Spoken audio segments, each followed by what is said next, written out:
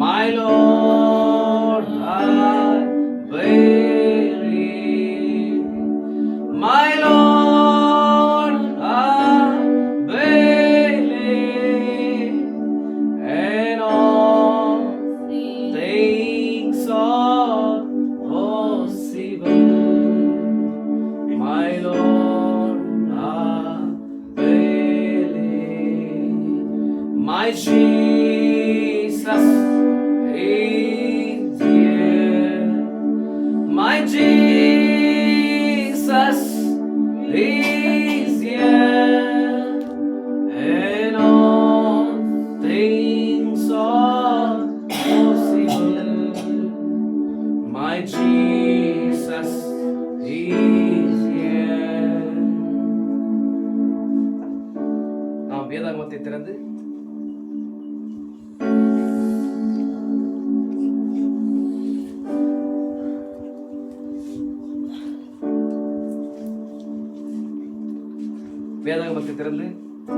அப்போஸ்தலர் 16ஆம் அதிகாரம் 28 31 வரை நாம் படிப்போம்.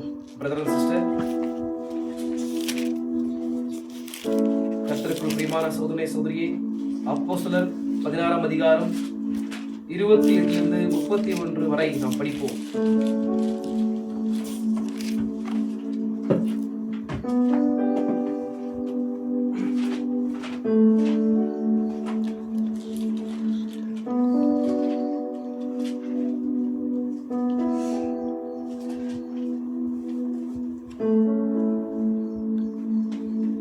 பவுல் மிகுந்த சத்தமிட்டு, நீ உனக்கு கெடுதி ஒன்றும் செய்து கொள்ளாதே, நாங்கள் எல்லாரும் இங்கேதான் இருக்கிறோம் என்றார். அப்பொழுது அவன் தீபங்களை கொண்டு வரச் சொல்லி உள்ளே ஓடி நடுநடங்கி பவுலுக்கும் சீலாவுக்கும் முன்பாக விழுந்து அவர்களை வெளியே அழைத்து வந்து, ஆண்டவமாரே, ரட்சிக்கப்படுவதற்கு நான் என்ன செய்ய வேண்டும் என்றார். அதற்கு அவர்கள், கர்த்தராகிய இயேசு கிறிஸ்துவை விசுவாசி, அப்பொழுது நீயும் உன் வீட்டாரும் ரட்சிக்கப்படுவீர்கள் என்று சொல்லி, வாசிக்கப்பட்ட வேத பாகங்களோட கர்த்தர் தாமே தம்முடைய ஆசீர்வாதத்தை கூட்டுவராக. நாம் தலைகளை தாழ்த்தி ஜெபிப்போம்.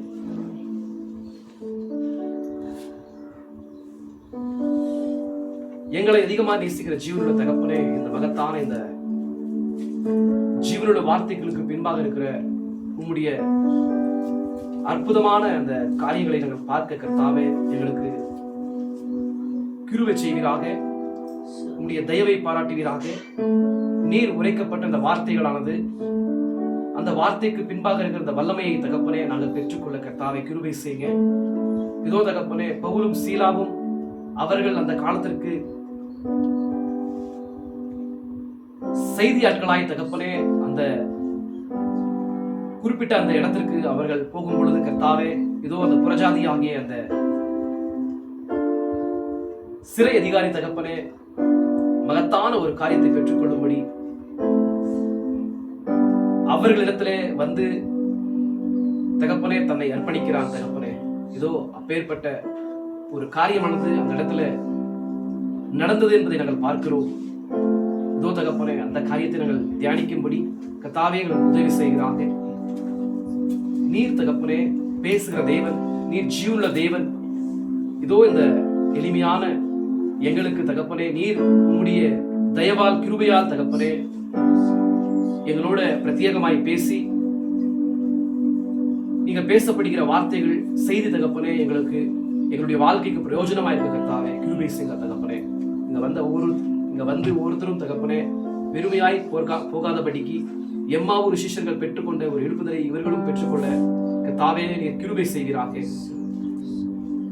இங்க எதற்காக இவர்கள் ஜெபிக்கிறார்களோ, எதற்காக உம்மை நோக்கி பார்க்கிறார்களோ தகப்பனே, அந்த காரியங்கள் எல்லாம் நீர் தாமே தன்னுடைய வாழ்க்கையில செய்து நீர் மகிமைப்படுகிறார். இங்கே உண்டாகும் எல்லா துதியும் கனமும் மகிமையும் உமக்கே நாங்கள் ஏறெடுக்கிறோம். இயேசு கிறிஸ்துவின் நாமத்திற்கு மகிமை உண்டாகட்டும்.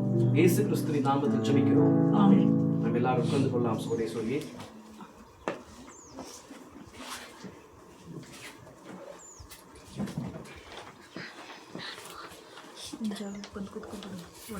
வார்த்தையை கேட்கும்படி வந்த எல்லா சகோதர சகோதரிகளையும் கர்த்தராகிய இயேசு கிறிஸ்துவின் நாமத்தில் நான் வாழ்த்தி வரவேற்கிறேன். ஆமென். கர்த்தர் உங்களை ஆசீர்வதிப்பாராக. சரி, நாம் எல்லாரும் இப்பொழுது ஒரு நன்றாக ஒரு அருமையான ஒரு செய்தியை வந்து நம்ம பார்க்க போறோம். ஆமென். ஆமென்.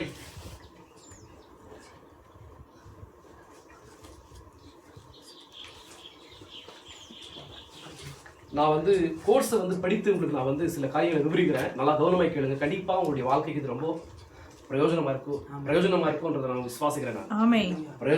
பிரயோஜனமா இருக்கும் என்பதை நான் விசுவாசிக்கிறேன். எத்தனை பேர் விசுவாசிக்கிறீங்க? ஆமென். கர்த்தருக்கு ஸ்தோத்திரம் உண்டாகட்டும். இங்க பாருங்க சோதரியே, இங்க பவுலும் சீலாவும் என்ன பண்றாங்க? கர்த்தருடைய பணியை செய்யும்படி அவங்க பிலிப்பு பட்டணத்துக்கு போறாங்க. கர்த்தருடைய வேலையை செய்வதற்காக அவங்க எங்க போறாங்க? பிலிப்பு பட்டணத்துக்கு போறாங்க. விசுவாசிக்கிறீங்களா? ஆமென். அங்க போயிட்டு அவங்க என்ன பண்றாங்கன்னா, அவங்க வந்து தேவனுடைய சுவிசேஷத்தை வந்து பறைசாற்றுறாங்க. தேவனுடைய சுவிசேஷத்தை வந்து பறைசாற்றும் போது அது அவங்களுக்கு அங்க இருக்கிற பிரஜைகளுக்கு, அங்க இருக்கிற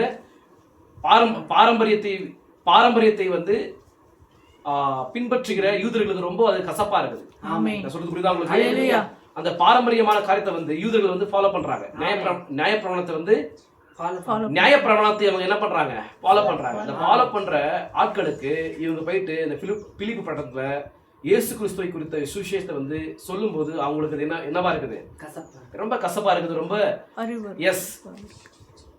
இடர்கள் உருவாக்குது. விசுவாசிக்கிறீங்களா? அப்புறம் பாருங்க சகோதரியே, நம்ம கொஞ்ச நேரம் செய்தியை தியானிப்போம். உங்களுடைய இப்போ அவங்க வந்து அந்த பிலிப்பு பட்டணத்துல வந்து இயேசு கிறிஸ்துவை குறித்த சுவிசேஷத்தை வந்து அங்க பிரசங்கிக்கும் போது அந்த ரெண்டு நபர்களும் அந்த குறிப்பிட்ட இடத்துல வந்து என்ன பண்றாங்கன்னா, இயேசு கிறிஸ்துவை குறித்து அங்க அவர்தான் கிருபதர பலியாக நமக்கு அளிக்கப்பட்டார், அவர் இப்பொழுது முத்தரிக்கும் தூதனாக எங்கள் மூலமாய் அவர் வெளிப்படுகிறார் என்கிற காரியத்தை வந்து அவங்க என்ன பண்றாங்க? பறைசாற்றும் பொழுது அது பாரம்பரியத்தை ஃபாலோ செய்கிற யூதர்களுக்கு ரொம்ப அது கசப்பா இருக்குது. அதனால என்ன பண்றாங்கன்னா சோதரியே, ஏன்னா இங்க பவுல் சீலா ரெண்டு பேரும் என்ன பண்றாங்கன்னா தேவனுடைய மகத்துவமான காரியங்களை வந்து வெளிப்படுத்துறாங்க. சில பேர் விசுவாசிக்கிறீங்க. சரி, நாம செய்தியை தியானிப்போம். சோதரியே, உங்களுடைய வீட்டாரை கொண்டிருப்பதற்கு இப்பொழுது பவுல் இங்கே இந்த ரோம நூற்றுக்கு அதிபதியிடம் கூறினார். அவன் சாயங்காலத்திற்கு முன்னமே நியாயாதிபதிகளின் கட்டளையினால் பவுல் அடிக்கப்பட்டிருந்தான். என்னது? இயேசு கிறிஸ்துடைய பணியை செய்வதற்காக தண்டிக்கப்படுறாங்க. பாருங்க, நான் சொல்றது புரியுதா உங்களுக்கு? ஜீசஸுடைய பணியை வந்து செய்வதற்காக அவங்க என்ன பண்றாங்க? அடிக்கப்படுறாங்க. சிறையில வந்து போடப்படுறாங்க. சாயங்காலத்திற்கு முன்னமே நியாயாதிபதிகளின் கட்டளையினால் பவுல் அடிக்கப்பட்டிருந்தான் என்பதை நாம் கண்டுபிடிக்கிறோம். அவன் தீமையான எதையும் செய்யாதிருந்த காரணத்தினால் அவன் அடிக்கப்பட்டிருந்தான். அவன் யாரு? பவுல் வந்து எந்த ஒரு தீமையுமே செய்யல, எந்த ஒரு கெட்ட காரியத்தையுமே செய்யல. ஆனாலுமே இயேசு கிறிஸ்துவை வந்து ஜீசஸ் வந்து என்ன பண்றாரு? ஜீசஸ் தான் உண்மையான தெய்வம், உண்மையான கர்த்தர், பழைய ஏற்பாட்டின் தேவன். அவர் இப்பொழுது கிருபாதர பலியாக நமக்காக இழந்து போன ஸ்தானத்தை மறுபடியும் பெற்றுக்கொள்வதற்காக அவர் ஒரு கிருபாதர பலியாக ஒரு கிருபையின் பாதையை மனுக்குலத்துக்கு தருவதற்காக அவர் வந்திருக்கிறார் என்பதை வந்து பவுலும் சீலா வந்து என்ன பண்றாங்க? அந்த பணியை வந்து செய்யும் போது அவங்க என்ன பண்றாங்க? ஏற்றுக்கொள்ளாம அடிக்கிறாங்க. ஏற்றுக்கொள்ளாம என்ன பண்றாங்க? ஏன்னா அவங்க வந்து நியாய பிரமாணத்தை ஃபாலோ செய்கிற யூதர்களா இருக்கிறாங்க. அதனால அவங்களுக்கு என்ன ஆகுது? கசப்பா இருக்குது. அது அவங்களுக்கு என்ன கொண்டு வந்திருக்குது? ஒரு இடரலை கொண்டு வந்திருக்குது. விசுவாசிக்கிறீங்களா? அப்ப என்ன பண்றாங்கடா? அவங்கள வந்து நியாயஸ்தானத்துக்கு கொண்டு போறாங்க. விசுவாசிக்கிறீங்களா? நியாயஸ்தானத்துக்கு கொண்டு போயிட்டு அவங்க விசாரித்து அவங்க என்ன பண்றாங்க, எது பண்றாங்கன்றத விசாரித்ததன் பிறகு அவங்க என்ன பண்றாங்க? அடிக்கிறாங்க.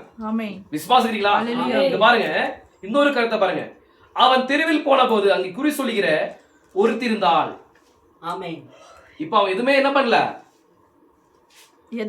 எந்த ஒரு தீமையும் செய்யல. நான் சொல்றதுக்கு நல்லா கவனமாய் கேளுங்க. ஆன்சர் சொல்லுங்க ப்ளீஸ், தயவு செய்து சொல்றேன் நானு. அவன் எந்த ஒரு கெட்ட காரியத்தையும் செய்யல.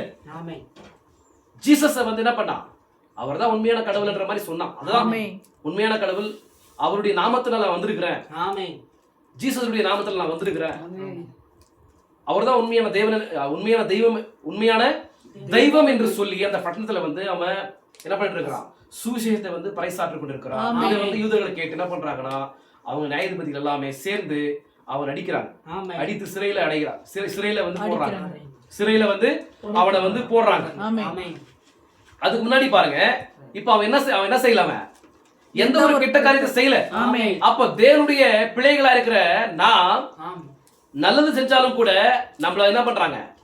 நிந்திக்கிறாங்க, அவமதிக்கிறாங்க. எத்தனை பேர் விசுவாசிக்கிறீங்க? ஏன்னா தேவன் வந்து நம்முடைய வாழ்க்கையில அப்பேற்பட்ட ஒரு டெஸ்ட் வைக்கிறார். ஏன்னா தேவன் தம்முடைய சிந்தையில அவருடைய சிந்தையில நம்மை கிறிஸ்துவுக்குள் தெரிந்து கொள்ளும் போது நம்மை வந்து எப்படி தெரிந்து கொள்றாரு? பர்ஃபெக்ஷன் தெரிந்து கொள்றாரு. பரிபூர்ணத்துக்கு நம்ம தெரிந்து கொள்றாரு. அந்த பரிபூர்ணமானது நம்முடைய வாழ்க்கையில வரணும்னு சொன்னா நம்முடைய வாழ்க்கையில ரொம்ப டெஸ்ட் வரணும். டெஸ்ட் வராம இருந்தா என்ன பண்ண முடியாது? நம்ம வாழ்க்கையில வந்து பரிபூர்ணப்பட முடியாது. விசுவாசிக்கிறீங்களா? இப்போ தேவன் வந்து கிறிஸ்துவுக்குள்ள நம்மள வந்து பரிபூர்ணத்துக்கு தெரிந்து கொண்டிருக்கிறார். அப்ப அந்த பரிபூர்ணமான அந்த வாழ்க்கையானது நம்முடைய வாழ்க்கையில நம்ம ஜீவியத்துல அதை வெளிப்படணும். அப்ப வெளிப்படணும்னா டெஸ்ட் வரும். விசுவாசிக்கிறீங்களா? கர்த்தருக்கு ஸ்தோத்திரம் உண்டாகட்டும். பாருங்க சகோதரரே, இப்ப பவுல் என்ன செய்யல? எந்த ஒரு தீமையும் செய்யல, எந்த ஒரு கெட்ட காரியத்தை செய்யல. ஜீசஸ் வந்து என்ன பண்றாரு? அவர்தான் உண்மையான கர்த்தர்ன்ற மாதிரி சொல்றாரு. அதான் தப்பு. அப்ப பாருங்க, ஒரு கிறிஸ்தவனுக்கு சகோதரரே, இந்த உலகத்துல என்ன இல்ல? இந்த கிறிஸ்தவனுக்கு இந்த உலகத்துல என்ன இல்ல? சொல்லுங்க ப்ளீஸ், தயவு செய்து சொல்லுங்க. ஏன்னா நல்மதிப்பு இல்ல. விசுவாசிக்கிறீங்களா? கர்த்தருக்கு ஸ்தோத்திரம் உண்டாகட்டும். நல்லது செஞ்சாலும் என்ன பண்றாங்கன்னா நம்மள வந்து நிந்திக்கிறாங்க, நம்மள வந்து அவமானம் பண்றாங்க இல்லீங்களா? அவ பாருங்க, அவன் நல்லதுதான் செய்யறான், ஆனா அடிக்கப்படுறான். யாரு? பவுல். விசுவாசிக்கிறீங்களா? அப்படியே பாருங்க, அவன் தெருவில் போன போது அங்கே ஒரு குறி சொல்லுகிற ஒருத்தி இருந்தால், அங்கே குறி சொல்லுகிற ஆவியுடைய ஒரு ஸ்திரீ இருந்தால், அவள் குறி சொல்வதற்காக கூலிக்கு அமர்த்தப்பட்டிருந்தாள். யாரு? ஒரு குறி சொல்லுகிற ஒரு பெண்மணி, ஒரு பெண்ணு. அவ என்ன பண்றாவ? குறி சொல்லுகிற ஆவியானது அந்த மகளை வந்து பிடித்துக் கொண்டிருக்குது இல்லீங்களா? அந்த அம்மா என்ன பண்றா? கூலிக்காக ஒரு இடத்துல அமர்த்தப்பட்டு தங்களுடைய புருஷர்களை என்ன பண்றாங்க? அந்த கூலிக்காக அந்த பெண்மணியை வந்து அமர்த்த வைத்து பணத்தை வந்து சம்பாதிக்கிறாங்க. விசுவாசிக்கிறீங்களா? அப்ப பணத்தை சம்பாதிக்கும் போது பாருங்க சகோதரி, இங்க ஒரு காரியம் நடக்குது, அற்புதமான ஒரு காரியம். அவன் தெருவில் போன போது அங்கே குறி சொல்லுகிற ஒருத்தர் இருந்தால், அங்கே குறி சொல்லுகிற ஆவியுடைய ஒரு ஸ்ரீ இருந்தால், அவள் குறி சொல்வதற்காக கூலிக்கு அமர்த்தப்பட்டிருந்தால், அவர்கள் தெருவிலே போய் கொண்டிருந்த போது அவள் பவுலை பின்தொடர்ந்து வந்து சத்தமிட்டு, இவர்கள் ஜீவ வழியை நமக்கு அறிவிக்கிற தேவனுடைய மனுஷர்கள் என்றார். ஒரு குறி சொல்லுகிற ஆவி சொல்லுது, இவங்க யாரு? இவர்கள் ஜீவ வழியை நமக்கு அறிவிக்கிற தேவனுடைய மனுஷர்கள் என்றார். ஜீவ வழியை வந்து நமக்கு அறிவிக்கிற தேவனால் அனுப்பப்பட்ட மெசஞ்சர்ஸா இருக்கிறாங்கன்ற மாதிரி சொல்லுது. இது சொல்லுது, அந்த பேய் சொல்லுது, அந்த அசுத்தாவி சொல்லுது, விசுவாசி குறி சொல்லுகிற ஆவி சொல்லுது. ஆனா மனுஷர்கள் என்ன பண்ண மாட்டேங்கிறாங்க? என்ன பண்ண மாட்டேங்கிறாங்க? அந்த மெசஞ்சர்ஸ் வந்து என்ன பண்ண மாட்டேங்கிறாங்க? அக்செப்ட் பண்ண மாட்டேங்கிறாங்க. தேவன் வந்து இந்த பட்டத்து மேல, தேவன் இந்த ஊர் மேல வந்து இரக்கத்தை பாராட்டி, இந்த பட்டணத்தின் மேல தம்முடைய தயவை பாராட்டி இந்த மெசஞ்சர்ஸ் அனுப்பி இருக்கிறாங்க. அப்ப இவங்க மூலமா பேசப்படுற காரியம் தேவன் என்ன பண்றாரு? தத்ரூபமா என்ன பண்றாரு? அவங்க கண்கள்ல பாக்குற மாதிரி என்ன பண்றாரு? மகத்தான காரியங்களை செய்யறாரு. அந்த மெசஞ்சர்ஸ் வந்திருக்கிறாங்க இல்லைங்களா? அவங்க என்ன பண்றாங்க? தேவனுடைய மெசஞ்சர்ஸா இருக்கிறாங்க. தேவனுடைய மெசஞ்சர்ஸா இருக்கிறாங்க. அவங்க மூலமா அற்புத அடையாளங்கள் நடக்குது. பவுல் மூலமாக அப்பேற்பட்ட மகத்தான காரியங்கள் நடக்குது. ஆனா அவங்க என்ன பண்ண மாட்டேங்கிறாங்க? அவங்கள வந்து விசுவாசிக்க மாட்டேங்கிறாங்க. ஏன்னா அவங்களுடைய மார்க்கத்துக்கு அது விரோதமா இருக்கு. அவங்க விசுவாசிக்கிற விசுவாசத்துக்கு அது ரொம்ப ஒரு இடலா இருக்குது. விசுவாசிக்கிறீங்களா? ரொம்ப எப்படி இருக்குது? விசுவாசிக்கிறீங்களா? அப்ப பாருங்க சகோதரியே, அங்க குறி சொல்லுகிற ஆவி சொல்லுது, ஆனா மனிதர்கள் சொல்ல மாட்டேங்கிறாங்க. தேவனை விசுவாசிக்கிறோம், அந்த யெகோவா தேவனை விசுவாசிக்கிறோம், நியாய பிரமாணத்தை வந்து நம்ம ஃபாலோ பண்றோம்ன்ற மாதிரி சொல்ற அந்த கூட்டத்தார் என்ன பண்றாங்க? பவுலை வந்து ஏற்றுக்கொள்ள மாட்டேங்கிறாங்க. விசுவாசிக்கிறீங்களா? ஆனா அங்க இருக்கிற அந்த குறி சொல்லுகிற ஆவி சொல்லுது. ஏன்னா இயேசு கிறிஸ்து வந்து இந்த பூமியில வந்து அவர் மனுஷகுமாரனாக ஊழியம் செய்யும் போது பேய் சொல்லுது. பேய் தெரிஞ்சிச்சு. என்ன தெரிஞ்சிச்சு? இவர்கள் தேவனுடைய தேவனுக்கு தெரிஞ்சிச்சு இவர்தான் தேவனுடைய குமாரன். தேவனுடைய சொல்லுங்க, தேவனுடைய உன்னதமான குமாரன் இவர்தான் என்பதை வந்து அந்த பேய்கள் கூட அறிந்து கொண்டது. ஆனா சோதனை சொல்லிய மனிதர்கள் வந்து என்ன பண்ணல? அவரை அறிந்து கொள்ள முடியவில்லை. விசுவாசிக்கிறீங்களா? பாருங்க, பேய் வந்து ஜீவனுள்ள தேவனாகிய குமாரனேன்ற மாதிரி என்ன பண்ணுது? அறிவிக்குது. ஜீவனுள்ள தேவனுடைய குமாரனே என்று சொல்லுது, என்று டெவில்ஸ் சொல்லுது.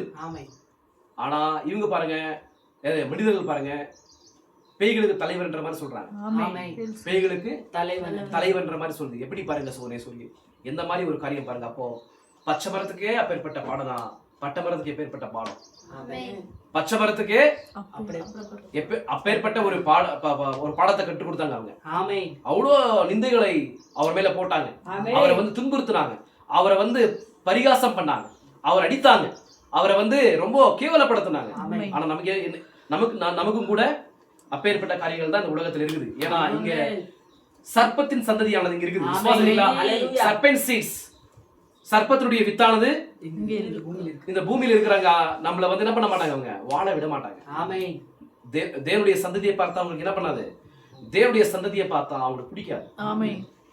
எத்தனை பேர் விசுவாசிக்கிறீங்க? பாருங்க சோரே, ஒரு கிறிஸ்தவனா அவர் வாழ்றாரு, ஜீசஸ் வந்து அறிவிக்கிறாரு. ஜீசஸ் அறிவிக்கிறதுனால என்ன பண்றாரு? அவரு துன்பத்தை அனுபவிக்கிறார், அடிக்கப்படுறாரு, சிறையிலே போடுறாங்க. அவர் போகும்போது அந்த ஒரு மெசஞ்சரா என்ன பண்றாங்க? பிலிப்பட்டத்துல போயிட்டு இருக்காங்க. போயிட்டு இருக்கும்போது பாருங்க சோனே, அசுத்தாவி என்ன பண்ணுது? அடையாளம் கண்டு கொடுது. அவங்க யாரு? அவங்க இவர்கள் ஜீவ வழியை நமக்கு அறிவிக்கிற தேவனுடைய மனுஷர்கள் என்றார். யாரு? அசுத்தாவி. ஒரு குறி சொல்லுகிற ஆவி சொல்லுது. பிசாசு எந்த காரியத்திலாகிலும் பவுலுக்கு உதவியாக இருக்க வேண்டும் என்பது, பிசாசு எந்த காரியத்திலாகிலும் பவுலுக்கு உதவியா இருக்க வேண்டும் என்பது அவனுக்கு அவசியம் இல்லாத இருந்தது.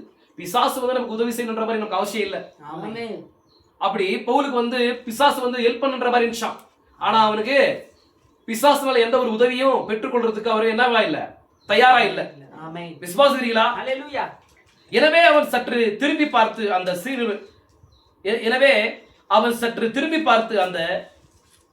ஸ்திரீயிடமிருந்து ஆவியை கெடுந்து கொண்டான். அந்த குறி சொல்லுகிற ஆவியை என்ன பண்றாரு? இப்ப கெடுத்து கொள்றாரு. இவங்க போயிட்டு இருக்கும்போது, வெளியில போகும்போது எப்பெல்லாம் போறாங்களோ அப்பெல்லாம் என்ன பண்ணுது? அந்த மாதிரி சொல்லிட்டு அவங்களை குறித்து சொல்லுது. இது அவருக்கு பிடிக்கல. யாருக்கு பிடிக்கல? பவுலுக்கு பிடிக்கல. விசுவாசிகள். அப்ப பவுல் என்ன பண்றாரு? அந்த குறி சொல்லுகிற ஆவியோட கூட என்ன பண்றாரு? கடிந்து கொள்றாரு. இது நடந்தபோது அது ஒரு அமளி கலகம் ஏற்பட்ட காரணமாகியது. என்னாச்சாங்க? இந்த மாதிரி ஒரு காரியம் நடக்கும்போது பவுல் வந்து அந்த அசுத்தாவியை வந்து கெடுந்து கொள்ளும் போது, அசுத்தாவி என்ன பண்ணுது? இப்போ அந்த அம்மாவை விட்டு போயிடுது. ஏன்னா அந்த ஆவியை வந்து கெடுத்து கொள்ளும் போது அந்த அசுத்தாவி என்ன பண்ணுது? இப்போ அந்த அம்மாவை விட்டு இப்ப குறி சொல்ல முடிய மாட்டேங்குது. நம்ம கையில என்ன பண்ண முடிய மாட்டேங்குது? இப்போ குறி சொல்ல முடிய மாட்டேங்குது. அதனால அவங்க என்ன பண்றாங்கன்னா பெரிய ஒரு கலகத்தை ஏற்படுத்துறாங்க. இப்ப அந்த அம்மா என்ன பண்ண முடியல? குறி சொல்ல முடியல. இப்போ குறி சொல்வதற்காக அமர்த்தப்பட்ட அந்த புருஷர்கள் வந்து என்ன பண்றாங்க? இப்போ ஒரு பெரிய கலகத்தை ஏற்படுத்தி இவங்களை அடிச்சு என்ன பண்றாங்கன்னா, அங்க இருக்கிற நியாயசாஸ்திரி இடத்துல வந்து அவங்க ஒப்பு கொடுத்து அவங்கள சிறையில போடுறாங்க. எப்பேற்பட்ட காரியம் பாருங்க. சோரிய ஜீசஸுடைய நாமத்தை எடுத்துக்கொண்டவங்க மெசஞ்சர்ஸா என்ன பண்றாங்கன்னா, அந்த பட்டணத்துல வந்து அவங்க போகும்போது அசுத்தாவியை கடந்து கொள்றாங்க. அவ்வளவுதான். அசுத்தாவியை கடந்து கொள்ளும் போது எப்பேற்பட்ட ஒரு காரியம் பாருங்க. நான் சொல்றது புரியுதா உங்களுக்கு? என்ன பண்ணாங்க? அவங்க எதுவுமே கெடுது பண்ணல. விசுவாசிக்கிறீங்களா? இங்க பாருங்க, அந்த ஆவி அவளை விட்டு போய்விட்டதை அவர்கள் கண்டுபிடித்த போது அதற்கு மேலும் அவளால் குறி சொல்ல முடியவில்லை. என்ன பண்ண முடியல?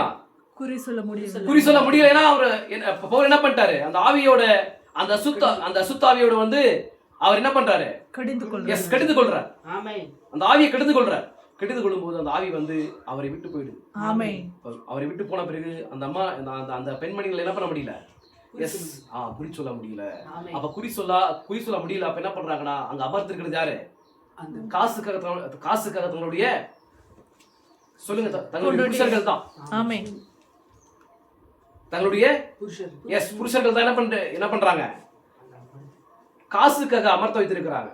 இப்போ அந்த மாதிரி காரியமானது வெளிப்படும் போது அப்போ அவங்க என்ன பண்றாங்கன்னா, பெரிய ஒரு கலகத்தை ஏற்படுத்தி ஒரு ப்ராப்ளம்ஸ் ஏற்படுத்தி என்ன பண்றாங்க, நியாயசாஸ்திரிகளை அழைத்து இந்த மாதிரி இவங்க பண்றாங்கன்ற மாதிரி சொல்லி, இவங்க யாரு, இவங்க எங்கிருந்து வந்தாங்க, இவங்களுடைய வேலை என்னன்ற மாதிரி அவங்களை விசாரித்து அவங்களை அடித்து என்ன பண்றாங்க, சிறையில போடுறாங்க. விசுவாசிகளா? எனவே அங்கே அவளை கூலிக்கு அமர்த்தி அநேகமாக அவளை கவனித்துக் கொண்டிருந்தவன் ஏன் அது ஒரு பெரிய கலகம் ஏற்பட்ட காரணமாகியது. அவர்கள் அவனை அடித்து சிறையில் அடைத்தனர். பவுலும் சீலாவும் அங்கே பின்னால் இருந்த அந்த பழமையான மூட்டை பூச்சிகள் நிறைந்த சிறைசாலையின் காவலறையில் கிடைப்பதை என்னால் கற்பனை செய்து பார்க்க முடிகிறது. பாருங்க, இப்ப என்ன பண்ணிட்டாங்கன்னா, அவங்க அடிச்சு சிறையில போட்டாங்க. இப்போ அவங்க சிறையில போட்ட பிறகு ரொம்ப அசுத்தமான ஒரு இடமா இருக்குது. அசுத்தமான ஒரு இடமா இருக்குது. அந்த மாதிரி இடத்துல வந்து பூச்சிகள் நிறைந்த ஒரு இடமா இருக்குது. அந்த மாதிரி இடத்துல பவுலையும் சீலாவையும் வந்து போட்டிருப்பாங்கன்ற மாதிரி என்ன பண்றாரு, கற்பனை பண்றாரு. யாரு? எஸ், தீர்க்கதரிசி. விசுவாசிகளா? வெளியே அங்கே விசேஷமான கைதிகள் பாதுகாப்பாக அடைக்கப்பட்டிருந்தனர். அது போதுமான அளவு மோசமானதா இருந்தது. ஆனால் இவர்களோ உள்ளே இருந்தனர். இப்ப பாருங்க, மத்த கைதிகள் எல்லாமே அவங்க என்ன பண்ணிருப்பாங்க, அவர்களும் கூட ஏதோ குறிப்பிட்ட தவறை செய்து வந்திருப்பாங்க.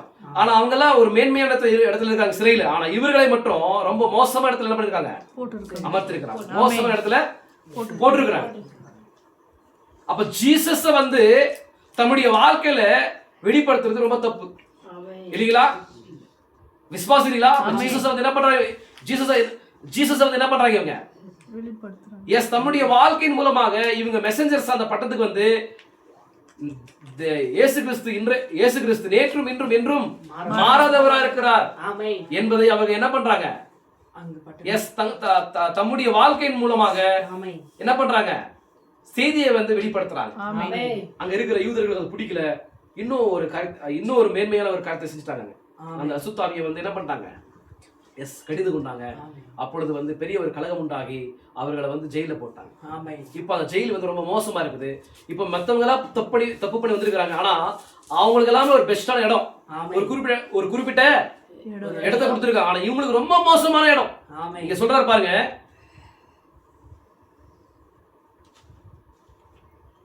அவர்கள் அங்கே பின்னால் அடைக்கப்பட்ட போன போது அவர்கள் கால்களை துளுமரத்தில் மாட்டி வைத்தனர். பவுலும் சீலாவும் சுவிசேஷத்தை பிரசங்கித்ததற்காக அங்கே பின்னால் இருந்த அந்த அழுக்கடைந்த அசுத்தமான பழையிடத்தில் வைக்கப்பட்டிருந்ததை சற்று சிந்தித்து பாருங்கள். எப்பேற்பட்ட இடத்துல இருக்காங்க இப்போ? அழுக்கான ஒரு இடத்துல இப்போ வந்து அவங்க இருக்கிறாங்க. பாருங்கள், அநேகமாக எலிகளும் சுண்டலிகளும் மூட்டை பூச்சிகளும் மற்றும் ஒவ்வொன்றும் அவர்கள் மேல் இருந்தன. அவங்க எப்படி இருக்காங்க, எந்த மாதிரி இடத்துல இருக்காங்க? அவங்க அசுத்தமான இடத்துல இருக்காங்க. ரொம்ப ஆழமா இருக்கு அந்த அங்க அந்த ஒரு ஜெயில வந்து கண்டிப்பா நம்ம வந்து இதுல பார்க்கலாம், கூகுள்ல பார்க்கலாம். நீங்க போட்டு பாருங்க, கண்டிப்பா உங்களுக்கு புரியும். விசுவாசிகளா? நீங்க வீட்டுக்கு போன பிறகு இந்த செய்தியை வந்து தியானித்த பிறகு நீங்க என்ன பண்ணுங்க, வீட்டுக்கு போயிட்டு அந்த ஜெயில் எப்பேற்பட்டது, அந்த சிறை வந்து எப்படி இருந்தது என்பது எப்படி இருக்கும்ன்றத வந்து என்ன பண்ணுங்க, நீங்க கூகுள் நீங்க சர்ச் பண்ணி பாருங்க. அந்த ஒரு சிறையானது, நீங்க அந்த சிறையானது அந்த இமேஜ் நீங்க பார்க்கலாம். அப்ப பவுல் எங்க இருந்திருப்பாங்கன்ற மாதிரி உங்களுக்கு புரியும். பவுலும் சீலாவும் எங்க இருந்திருப்பாங்கன்ற மாதிரி நீங்க புரிஞ்சுக்க முடியும். விசுவாசிகளா? இப்ப பாருங்க, அந்த மாதிரி இடத்துல இருக்கிறாங்க அவங்க. அங்க எலிகளும் மூட்டு பூச்சிகளும் வந்து அவங்க மேல சுத்துது. விசுவாசிகளா? ஒரு மனிதன் சுவிசேஷத்தை பிரசங்கிப்பதற்கான என்ன ஒரு இடம் பாருங்க. ஒரு மனுஷன் வந்து சுவிசேஷத்தை வந்து பிரசங்கிக்கிறதுக்கு என்ன ஒரு இடம் பாருங்க, என்ன ஒரு இடம் பாருங்க. நாம் இன்று எண்ணி பார்க்க வேண்டும். நமக்கு காரியங்கள் கொஞ்சம் கடினமா இருக்கிற காரியத்தில் நாம் குறை கூறுகிறோம். இப்ப நம்ம மினிஸ்ட்ரி பண்றோம் இல்லைங்களா? நம்மளுடைய வாழ்க்கையில வந்து நம்ம இயேசு கிறிஸ்துவ வந்து இப்ப என்ன பண்றோம், எஸ் இயேசு கிறிஸ்துவுக்கு நம்ம வந்து ஊழியக்காரர்களா இருந்து என்ன பண்றோம், ஊழியத்தை செய்றோம். ஆமென். ஆனா நம்முடைய வாழ்க்கையில சின்ன ஒரு டெஸ்ட் வந்துச்சுன்னா என்ன பண்றோம்? தேவனை குறை சின்ன ஒரு சோதனை வந்துச்சு நம்ம என்ன பண்றோம்? குறை கூறுகிறோம். யாரை குறை கூறுகிறோம்? தேவனை வந்து குறை கூறுகிறோம். என்னப்பா இது தேவன் இந்த மாதிரி தேவன் என்ன பண்றாரு? இந்த மாதிரி சோதிக்கிறாரு. அவருக்கு தான் வேலை செய்யறோம். ஆனா அவர் என்ன பண்ண மாட்டேங்கிறாரு? அவர் நம்மள என்ன பண்ண மாட்டேங்கிறாரு? நம்மள நல்லா பாத்துக்க மாட்டேங்கிறாரு. நம்மள வழிநடத்த மாட்டேங்கிறாரு. இந்த மாதிரி கஷ்டத்தை கொடுக்குறாருப்பான்ற மாதிரி என்ன பண்றோம்? முறுமுறுப்போம். ஆனா பாருங்க, அவங்க அப்பேற்பட்ட ஒரு அட்மாஸ்பியர்ல இருந்தாலும் கூட, சூழ்நிலை இருந்தாலும் கூட அவங்க என்ன பண்றாங்க? தேவனை மகிமைப்படுத்துறாங்க. விசுவாசிக்கிறீங்களா? நமக்கு காரியம் கொஞ்சம் கடினமா இருக்கிற காரணத்தினால் நாம் குறை கூறுகிறோம். ஏதாச்சும் நம்மளுடைய வாழ்க்கையில கொஞ்சம் கடினமான காரியங்கள் வந்துச்சுன்னா என்ன பண்றோம்?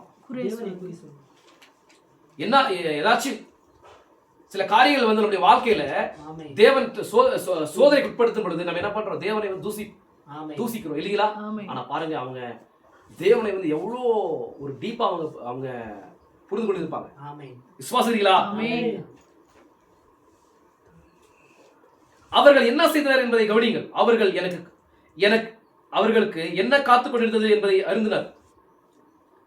புரியுதா? அவர்கள் என்ன செய்தனர் என்பதை கவனிங்கள்.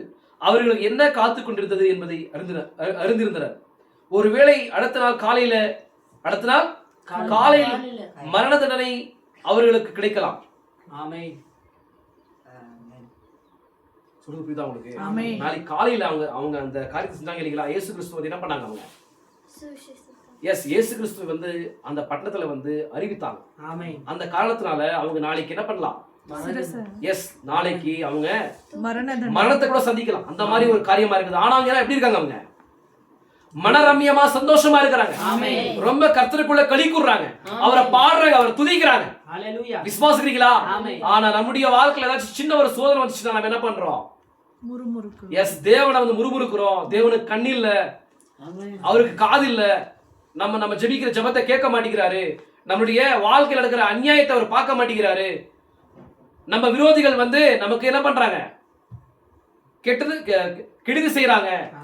ஆனாலுமே அவர் என்ன பண்றாரு? அவர் பார்த்து கொண்டே இருக்கிறாரு. நம்ம என்ன பண்றோம்? அவர் முறுமுறுக்கிறோம். ஆனா பாருங்க சோரேஸ்வரியே, அவங்க நல்ல என்ன பண்றாங்க?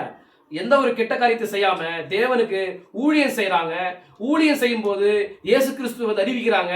அந்த அறிவித்த காரணத்தினால அவங்க சிறையில் அடைக்கப்படுறாங்க, துன்புறுத்துறாங்க. அசுத்தமான இடத்துல வந்து அவங்கள வந்து போட்டிருக்கிறாங்க. அந்த அசுத்தமான இடத்துல வந்து பயங்கரமான எலிகளும் சுண்டெலிகளும் பூச்சிகளும் என்ன பண்ணுது? அவங்க மேல இருக்குது. ஆனாலுமே அவங்க என்ன பண்றாங்க? நாளைக்கு காலையில வந்து மரணத்தை கூட அவங்க சந்திக்கலாம். ஏன்னா மரணத்தை சந்திக்கிறதுக்கு கூட அவங்க என்ன பண்ணலாம்? மரணத்தை கூட அந்த நியாயாதிபதிகள் வந்து அவங்களுக்கு தண்டனையை கொடுக்கலாம். ஆனாலுமே அவங்க மனரம்யமா இருக்கிறாங்க. விசுவாசிகளா? ஏன்னா விசுவாசம் அப்பேற்பட்டது. அவங்க என்ன பண்ணிருப்பாங்க? அவங்க தேவனை வந்து அப்பேற்பட்ட ஒரு மகத்தான தேவனை வந்து அவங்க என்ன பண்றாங்க? சொல்லுங்க. தேவனை வந்து அவ்வளவு டீப்பா அவங்க வந்து புரிஞ்சிருப்பாங்க. விசுவாசிகள் அதான் காரணம். இங்க பாருங்க, பவுலும் சீலாவும் ஒருவேளை அடுத்த நாள் காலையில் மரண தண்டனை அவர்களுக்கு கிடைக்கலாம். ஆனால் அவர்கள் உண்மையுள்ளவர்களாய் இருந்தனர். அவர்கள் நம்பிக்கைக்குரியவர்களாய் நிலைநிறுத்தினர். நம்பிக்கைக்குரியவர்களாய் நிலை திருத்தினர். எப்படி இருந்தாங்களா? அவங்க நம்பிக்கைக்குரியவர்களாக நிலைத்திருந்தார்களா? அவங்க விசுவாசிகளா? ஏறக்குறைய நடு இரவு மட்டுமாக அங்கே உள்ளே இருந்தனர். அவர்கள் எவ்வாறு உணர்ந்திருக்க வேண்டும்? ராத்திரிலாம் இருக்கிறாங்க. அவங்க ராத்திரிலாம் இருக்கிறாங்க. ராத்திரி வந்து ஒரு 12 மணிக்கு அவங்க 12 மணி வரைக்குமே என்ன பண்ணிருப்பாங்க? அவங்க தூங்காம அப்படியே அவங்க வந்து என்ன பண்றாங்க? சம்பாஷணை பண்ணி கொண்டிருக்கிறாங்களா? சம்பாஷணை பண்ணி கொண்டிருக்கிறாங்களா? பாருங்க, நான் அப்படியே சொல்றேன் பாருங்க. ஏறக்குறைய நடுநிறுவு மட்டுமாக அங்கே உள்ளே இருந்தனர். அவர்கள் எவ்வாறு உணர்ந்திருக்க வேண்டும்? எப்படி அவங்க உணர்ந்திருப்பாங்க? அவங்க அந்த பாதி ராத்திரியில வந்தவங்க எப்படி உணர்ந்திருப்பாங்க? அந்த மாதிரி காரியத்தின் மத்தியில, அந்த எலிகள் மத்தியில, அந்த சுண்டலிகள் மத்தியில, அந்த மாதிரி பூச்சிகள் மத்தியில, அப்பேற்பட்ட ஒரு ஆழமான ஒரு சிறையில எப்படி உணர்ந்திருப்பாங்க? யோசனை பண்ணி பாருங்க. ஆமென். விசுவாசிக்கிறீங்களா? என்னால் அப்படி சிந்தித்து பார்க்க முடிகிறது. அவர்களுடைய முதுகுகள் அந்த பழைய அசுத்தத்தில் ஒட்டி கொண்டிருந்தது. இதை கற்பனை பண்ற வேற நம்முடைய தீர்க்கதரிசி பாருங்க. என்ன பண்றாங்க இப்போ அவங்க அந்த செவுத்துல இப்போ வந்து அந்த செவுத்துக்கு அவங்க என்ன பண்றாங்க இப்படி சார்ந்திருக்கும் போது அந்த செவுத்துல இருக்கிற எல்லா அசுத்தமான காரியமானது அவங்களுக்கு ஒட்டி கொண்டிருக்கும்ன்ற மாதிரி சொல்றாரு. அங்கே கைதிகள் அந்த நாட்களில் குஷ்டரோகங்களும் மற்ற ஒவ்வொன்றும் இருந்தன. அங்க கைதிகளா இருந்த கைதிகளா இருந்த ஆட்கள் வந்து எப்படி இருந்தாங்களா அவங்க ஜனங்க குஷ்ட ரோகம் உள்ள ஆட்களா இருந்தாங்களா, குஷ்டரோகம் உள்ள மனிதர்களா இருந்தாங்களா, விசுவாசிகளா? அங்கே கைதிகள் அந்த நாட்கள் குஷ்டரோகங்களும் மற்ற ஒவ்வொன்றும் இருந்தன. குஷ்டரோகிகள் அந்த கடினமான பழைய தரையில் படுத்திருப்பார்கள். ஒருவேளை வந்து அவங்க என்ன பண்ணிருப்பாங்க, தரையில வந்து படுத்திருப்பாங்க இல்லைங்களா, விசுவாசிகளா? நிச்சயமாக அது ஒரு அசுத்தமான தரையாக இருந்திருக்கும். நிச்சயமாகவே அது ஒரு அசுத்தமான ஒரு தரையா இருந்திருக்கும். எலிகள் அவர்கள் மேல் ஓடிக்கொண்டிருந்தன. ஆனால் அவை எல்லாவற்றின் மத்தியிலும் அநேகமாக இரவு உணவு அவர்களுக்கு இல்லாத இருந்தது. அவங்க என்னல்ல, அவங்களுக்கு சாப்பாடு இல்ல, நைட் சாப்பாடு அவங்களுக்கு இருந்திருக்காது இல்லைங்களா? ஏன்னா சிறையில போட்டிருப்பாங்க, அடிச்சிருக்கிறாங்க, அவங்கள வந்து வேதனைக்கு உட்படுத்திருக்கிறாங்க, துன்புறுத்திருக்கிறாங்க, அவங்க ஜெயில போட்டிருக்கிறாங்க. ஆனாலும் எப்படி இருக்காங்க, அவங்க மனதம்பியமா இருக்கிறாங்க. விசுவாசிகளா? அவர்களுக்கு ரத்தம் ஒளிந்து காயம் உண்டாகி புண் ஏற்படுவது மட்டுமாக அவர்கள் அடிக்கப்பட்டனர். அவங்க வந்து அவங்க தன்னுடைய உடல்ல வந்து காயப்படுத்துற மாதிரி அடிச்சாங்களா அவங்கள. யார? பவுலும் சீலாவும். விசுவாசிகளா? காயப்படுத்துற மாதிரி அடிச்சிருக்கிறாங்க. ஆனா அவங்களுடைய காயங்கள்ல வந்து ரத்தம் வருது, ரத்தம் வருது. விசுவாசிகளா? காயங்களை கழுவ மருத்துவர் கிடையாது. என்ன இல்லங்க, காயங்களை கழுவுறதுக்கு என்ன இல்லங்க. இப்ப ஜெயில போட்டு என்ன பண்றாங்க, அடிச்சாங்கன்னா டக்குனு என்ன பண்றாங்க, டாக்டர் கொண்டு வந்து அந்த காயத்தை வந்து என்ன பண்ணுவாங்க, கட்டுவாங்க. அல்லது தொற்று நோய்க்காக என்று நாம் உபயோகப்படுத்துகிற எதுவும் அல்லது அதை போன்ற எதுவும் கிடையாது. இப்ப நம்ம என்ன பண்றோம், ஏதாச்சும் வந்து வியாதி வந்து தொற்று வந்துருதுன்ற மாதிரி என்ன பண்றோம், பாதுகாப்பாக நம்ம வந்து இன்ஜெக்ஷன் போடுறோம். அந்த மாதிரி எல்லாம் அவங்களுக்கு கிடையாது. அவர்களை தொழுமரத்தில் மாட்டி வைத்து அவர்களை அங்கே பின்பகுதியில் போட்டு விட்டார்கள். அவர்கள் அந்த நிலையில் வைக்கப்பட்டிருந்தனர். அவங்க நிலை பாருங்க, அப்பேற்பட்ட அவங்க நிலையில இருக்கிறாங்க. ಯಾರು? ಆ ತರವಾದ ಸ್ಥಿತಿಯಲ್ಲಿ ಅವರು ಪೌಲು ಸೀಲಾ ಮತ್ತೆ ಅಲ್ಲಿ ಸೆರೆಯಲ್ಲಿ ಅವರು ಆ ತರವಾದ ಒಂದು ಜಾಗದಲ್ಲಿ ಇದ್ದಾರೆ. ವಿಶ್ವಾಸ ಮಾಡ್ತಿದ್ದೀರಾ? ஆனால் அவர்களோ குறை கூறிக்கொண்டிருக்கவில்லை. ಅವ್ರು ಏನ್ ಮಾಡಲಿಲ್ಲ, ಅವರು ಆ ತರವಾದ ಸ್ಥಿತಿಯಲ್ಲಿ ಇದ್ರೂ ಸಹ ಅವರು ಏನ್ ಮಾಡಲಿಲ್ಲ, ಒಂದು ಕೊರತೆಯನ್ನು ಕೂಡ ಅವ್ರು ಏನ್ ಮಾಡಲಿಲ್ಲ, ಹೇಳಲಿಲ್ಲ ಅಂತ. ಒಂದು ಅವಿಶ್ವಾಸದ ಮಾತುಗಳನ್ನು ಅವರು ಹೇಳದೆ ಅವರು ವಿಶ್ವಾಸದ ಇದ್ದಾರೆ. ஆனால் அவர்களோ குறை கூறிக்கொண்டிருக்கவில்லை. அவர்களிடமிருந்து குறை கூறும்படியான ஒரு வார்த்தையும் கூட வரவில்லை. ಒಂದು ಕೊರತೆ ಇರತಕ್ಕಂತ ಒಂದು ಮಾತು ಕೂಡ ಅವ್ರ ಮೂಲಕ ಬಂದಿಲ್ಲ ಅಂತೆ. ಅವರು ಮಾತನಾಡಿಲ್ಲಂತೆ. ವಿಶ್ವಾಸ ಮಾಡ್ತಿದ್ದೀರಾ? ஒரு கால அடுத்த நாள் காலையில் அவர்கள் நியாயாதிபதிகள் அநேகமாக அவர்களை பேரரசர் முன்பாக அழைப்பார்கள் என்றும் அவர்கள் அவ்வாறு அழைக்கப்படும் போது மதத்திற்கு விரோதமான இக்கொள்கையை பிரசங்க பண்ணியதற்காக அவர்கள் சனரிக சங்கத்தினரால் மரண தண்டனை பெற்றுக்கொள்ளக்கூடும் என்பதையும் அறிந்தனர். ஏன்னா இந்த மாதிரி வந்து அவங்க என்ன பண்ணாங்க, இயேசு கிறிஸ்துவை வந்து அந்த பட்டணத்துல வந்து அறிவித்தாங்க. அந்த காலத்தினால அவங்க நாளைக்கு என்ன பண்ணலாம், இந்த ஒரு சங்கம் இருக்குது, சனகரி சங்கம். என்னது? அந்த நியாய பிரமாணத்தை விசுவாச யூதர்கள் வந்து ஒரு சங்கத்தை ஏற்படுத்திருக்கிறாங்க. அந்த சங்கத்துக்கு பேர் என்ன? சனகரி சங்கம். அந்த சங்கத்தின் மூலமாக நாளைக்கு இவங்க என்ன பண்ணலாம், இந்த காரியத்தை செய்ததுனால நாளைக்கு இவங்க என்ன பண்ணலாம், மரண தண்டனை கூட பெற்றுக்கொள்ளலாம். அவங்க அதெல்லாம் என்ன பண்ணிருந்தாங்க, எஸ் அறிஞ்சிருந்தாங்க. அவங்க நாளைக்கு நாங்க வந்து மரண தண்டனை கூட பெற்றுக்கொள்ளாத மாதிரி அறிஞ்சிருந்தாங்க. நாம் உண்மையாகவே இன்று அந்த அதே விசுவாசத்திற்காக தைரியமாய் போராடுகிறோமா? நான் சொல்றது புரியுதா உங்களுக்கு? இப்ப அவங்க அப்பேற்பட்ட ஒரு நான் சொல்றது புரியுதாங்க? பாருங்க ப்ளீஸ், கவனமா இங்க கேளுங்க. இவங்க அப்பேற்பட்ட என்னது ஒரு வேதனையான இடத்துல இருந்தாலும் கூட அவங்க என்ன பண்றாங்கன்னா அவங்களுடைய விசுவாசத்தை பாருங்க. அவங்க விசுவாசம் எதை நோக்கி பாக்குது. நாளைக்கு அவங்க என்ன பண்ணலாம், அந்த சங்கமானது அவங்களுக்கு அவங்க செய்த அந்த காரியத்தின் அடிப்படையில் அவங்களுக்கு நாளைக்கு என்ன பண்ணலாம், மரண தண்டனை கூட கொடுக்கலாம். அதெல்லாம் அவங்க என்ன பண்றாங்க, அறிஞ்சிருக்கிறாங்க. அறிஞ்சிருந்து என்ன பண்றாங்க அவங்க? தேவனை எஸ், மகிமைப்படுத்துறாரு. தைரியமா இருக்கிறாங்க. ஆமென். விசுவாசிக்கிறீங்களா? ஹalleluya. நாம் உண்மையாகவே இன்று அந்த அதே விசுவாசத்திற்கு தைரியமாய் போராடுகிறோமே, அதே சுவிசேஷம் தான். அது அப்படியால் நாம் அதை குறித்து சிந்தித்து பார்க்க போனால் ஒருவர் மற்றவருக்கு இடையே உள்ள மைல் தூரங்கள் கொஞ்சம் மைல் தூரங்களாக குறைந்துவிடும். நீங்கள் பாருங்கள், நாம் அதை குறித்து சிந்தித்துக் கொண்டே இருக்கிற ஒவ்வொரு தடவையும் அது அப்படியே ஆகிவிடும். அவர்கள் பாடல் பாட தொடங்கின போது அவங்க என்ன பண்றாங்களா? இப்போ நடு ராத்திரியில வந்து அவங்க தூக்கம் வரல, அவங்க சிறையில் இருக்கிறாங்க, அவங்க உடல் எல்லாமே அடிக்கப்பட்டிருக்குது, என்னது புண்கள் இருக்குது, ரத்தம் வழிந்து கொண்டே இருக்குது. அவங்க என்ன பண்றாங்கன்னா அப்பேற்பட்ட ஒரு சூழ்நிலையில் கூட என்ன பண்றாங்கன்னா தேவனை ஆராதிக்கிறாங்க. நாளைக்கு வந்து என்ன பண்ணலாம், இந்த சங்கத்தினர்கள் வந்து எங்களுக்கு நாளைக்கு மரண தண்டனை கூட கொடுக்கலாம். ஆனாலும் எல்லா காரியத்தையும் அறிஞ்சு என்ன பண்றாங்கன்னா அப்பேற்பட்ட ஒரு வேதனைக்குரிய ஒரு இடத்துல வந்து அவங்க என்ன பண்றாங்கன்னா கர்த்தரை துதிக்கிறாங்க. எப்பேற்பட்ட விசுவாசம் பாருங்க. அப்ப நம்மளுடைய வாழ்க்கையில ஏதாச்சும் சின்ன ஒரு சோதனை வச்சு நம்ம என்ன பண்றோம்? முறுமுறுக்கிறோம். தேவனை வந்து ஆராதிக்க மாட்டோம், துதிக்க மாட்டோம், பைபிள் படிக்க மாட்டோம், ஜெபிக்க மாட்டோம், மெசேஜ் படிக்க மாட்டோம். ஆனா அவங்க பாருங்க அப்பேற்பட்ட ஒரு தன்னுடைய வாழ்க்கையில அப்பேற்பட்ட ஒரு சூழ்நிலையை கூட அவங்க அடைந்திருந்தாலும் என்ன பண்றாங்கன்னா தேவனை வந்து என்ன பண்றாங்க? பாடுறாங்க. அவர்கள் பாடல் பாட தொடங்கின போது சடுதியாக ஒரு பூமியர்ச்சி அந்த இடத்தை தாக்கியது. என்ன பண்றாங்கன்னா இப்ப வந்து அவங்க அந்த மாதிரி சிறையில் இருக்கிறாங்க. இப்ப அவங்க என்ன பண்றாங்க? ரெண்டு பேரும் என்ன பண்றாங்களா? தேவனை வந்து ஆராதிக்கிறாங்க, சம்பாஷணை பண்றாங்க. ஹல்லேலூயா. என்ன பண்றாங்க? அவங்க அவரை யாரை விசுவாசிக்கிறாங்களோ, யாரை வந்து அறிவித்தாங்களோ, யாருக்காக வந்து அந்த பணியை செய்யறாங்களோ, யாருக்காக அப்பேற்பட்ட இடத்துல இருக்கிறாங்களோ அவரை மறுபடியும் என்ன பண்றாங்க? அறிக்கை செய்யறாங்க, துதிக்கிறாங்க. அப்ப நீங்களும் கூட சகோதரரே நீங்க என்ன பண்ணும்? நீங்க அவருடைய நாமத்தை வந்து நீங்க அந்த நாமத்தினால நீங்க என்ன பண்ணிருக்கீங்க? அந்த நாமத்தினால நீங்க ரட்சிக்கப்பட்டிருக்கிறீங்க, அந்த நாமத்தை நீங்கள் பெற்றுக் கொண்டிருக்கிறீங்க. அந்த நாமத்தினால எவ்வளவு துன்பத்தை நீங்க அனுபவித்தாலுமே, எவ்வளவு வேதனை அனுபவித்தாலுமே நீங்க உங்களுடைய வாழ்க்கையில என்ன பண்ணும்? மகிமைப்படுத்தும். விசுவாசிக்கிறீங்களா?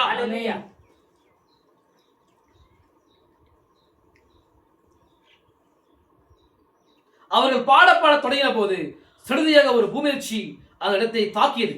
அது எவ்வாறு சம்பவித்தது என்பதை கவனியுங்கள்.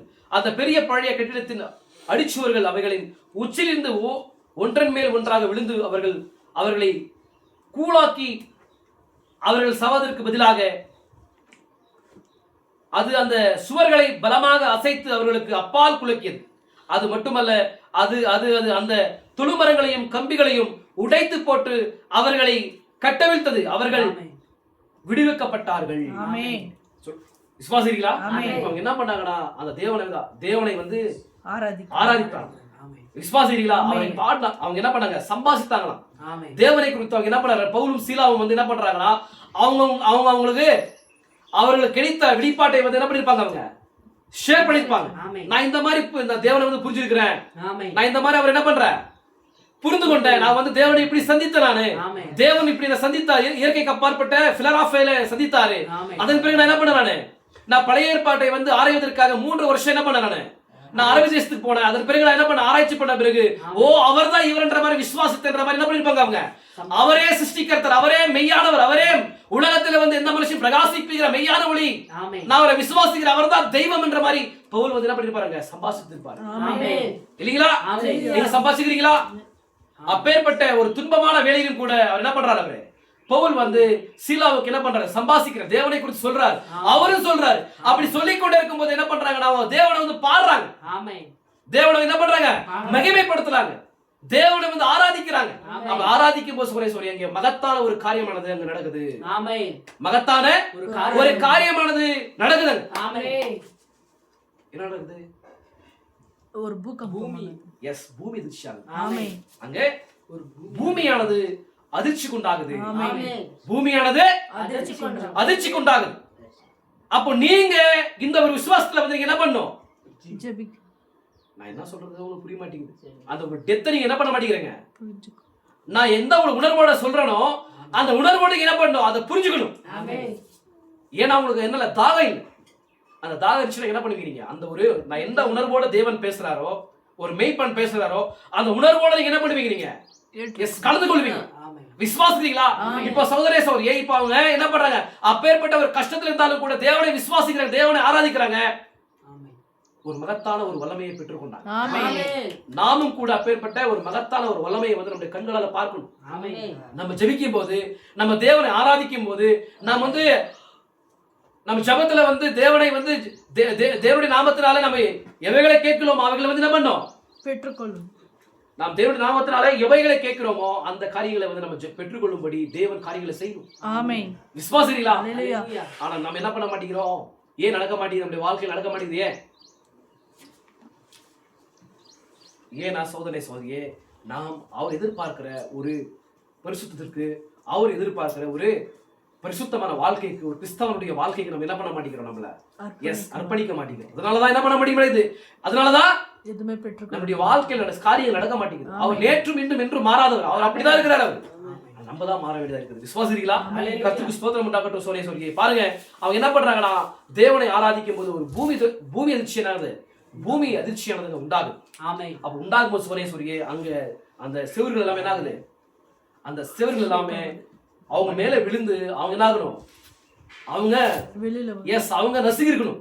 ஆனா சொல்லி தேவன் தானே காரியங்களை செஞ்சாரு. நான் சொல்லி புரியுதா? தேவன் அங்க மகத்தான தேவன் வந்து அந்த மெசஞ்சர்ஸ் வந்து இப்ப என்ன பண்ணும்? மற்ற இடங்களுக்கு அனுப்பணும். அந்த ஒரு சித்தமான நடக்கணும். அப்ப நடுவுல தேவன் என்ன பண்றாங்க? அவர் தான் களத்துல இறங்கி விட்டார். களத்துல இறங்கி வந்து என்ன பண்றாரு? இப்போ எல்லா ஒரு களத்துல இறங்கி வந்து பூமி அதிர்ச்சியை உண்டாக்கி என்ன பண்றாரு? இப்போ அந்த செவர்கள் எல்லாமே வெளியே விழுற மாதிரி பண்றாரு. இப்ப மேல விழுந்திருக்கணும், மேல விழுந்து அவங்க நசுக்கி இருக்கணும். ஆனா தேவன் அப்படி பண்ணாம சொல்லியே ஒரு அசைவை கொண்டு வந்து இப்ப என்ன பண்றாரு? இப்போ அந்த செவர்கள் எல்லாமே வெளியே விழுற மாதிரி செய்யறாரு. வெளியே விழுற மாதிரி செய்து அவங்கள வந்து சேவ் பண்றாரு. பவுலும் சீலாவையும் அந்த சிறையில் இருக்கிற இன்னும் அநேக கைதிகளை வந்து என்ன பண்றாரு? இவர்கள் மூலமாக சேவ் பண்றாரு. அங்க இருக்கிற விலங்குகள் எல்லாம் என்ன பண்ணுது? அதுவும் வேற பக்கம் விழுது. விசுவாசம் இவங்க சேஃபா இருக்கிறாங்க. இப்பொழுது அதை சிந்தித்து பாருங்கள். அவருடைய கால்களுக்கு மேலேயும் அவருடைய கைகளுக்கு மேலேயும் அவருடைய கழுத்துக்கு மேலேயும் அவர்கள் விடுவிக்கப்பட்டார்கள். இப்போ அவங்கள வந்து சிறையில போடும்போது அவங்க என்ன பண்ணிருப்பாங்க? அதெல்லாம் ஒரு ஒவ்வொரு தேசத்துக்கும் ஒரு ஒரு என்ன இருக்குது? ஒரு பிரத்யேகமான தண்டனை இருக்குது. விசுவாசிங்களா? ஒவ்வொரு தேசத்துக்கும் பிரத்யேகமான ஒரு தண்டனை இருக்குது. இப்போ இவங்க ரோமர்கள் என்ன பண்றாங்க? சிலுவையில என்ன பண்றாங்க? சிலுவையில அறைவாங்க இல்லைங்களா? அந்த மாதிரி இந்த பிலிப்பட்டத்துல வந்து பாருங்க சொல்லி அவங்க என்ன பண்ணுவாங்கன்னா ஜெயில இருக்கிற அந்த கைதிகளுக்கு வந்து என்ன பண்ணுவாங்க? மரத்தால என்ன பண்ணுவாங்க? கழுத்தையும் கைகளையும் கால்களையும் என்ன பண்ணுவாங்கன்னா கட்டுவாங்க. இப்ப கட்டுவாங்களா? இப்ப அவங்க கட்டிருக்கிற எல்லா காரியங்களும் இப்ப என்ன ஆயிடுச்சு? இப்போ எல்லாமே உடைக்கப்பட்டு அவங்க விடுதலை அடைஞ்சிட்டாங்க. எல்லாமே உடைக்கப்பட்டு இப்போ அவங்க எப்படி இருக்காங்க? இப்போ விடுதலை பெற்றுக்கொண்டாங்க. சொல்லுங்களேன். இப்ப அவங்க என்ன பண்ணிட்டாங்கன்னா உடைக்கப்பட்டு அவங்க மேல இருந்த எல்லா காரியமும் என்ன ஆயிடுச்சு? இப்போ விடுவிக்கப்பட்டது. விசுவாசிகளா? பாருங்க,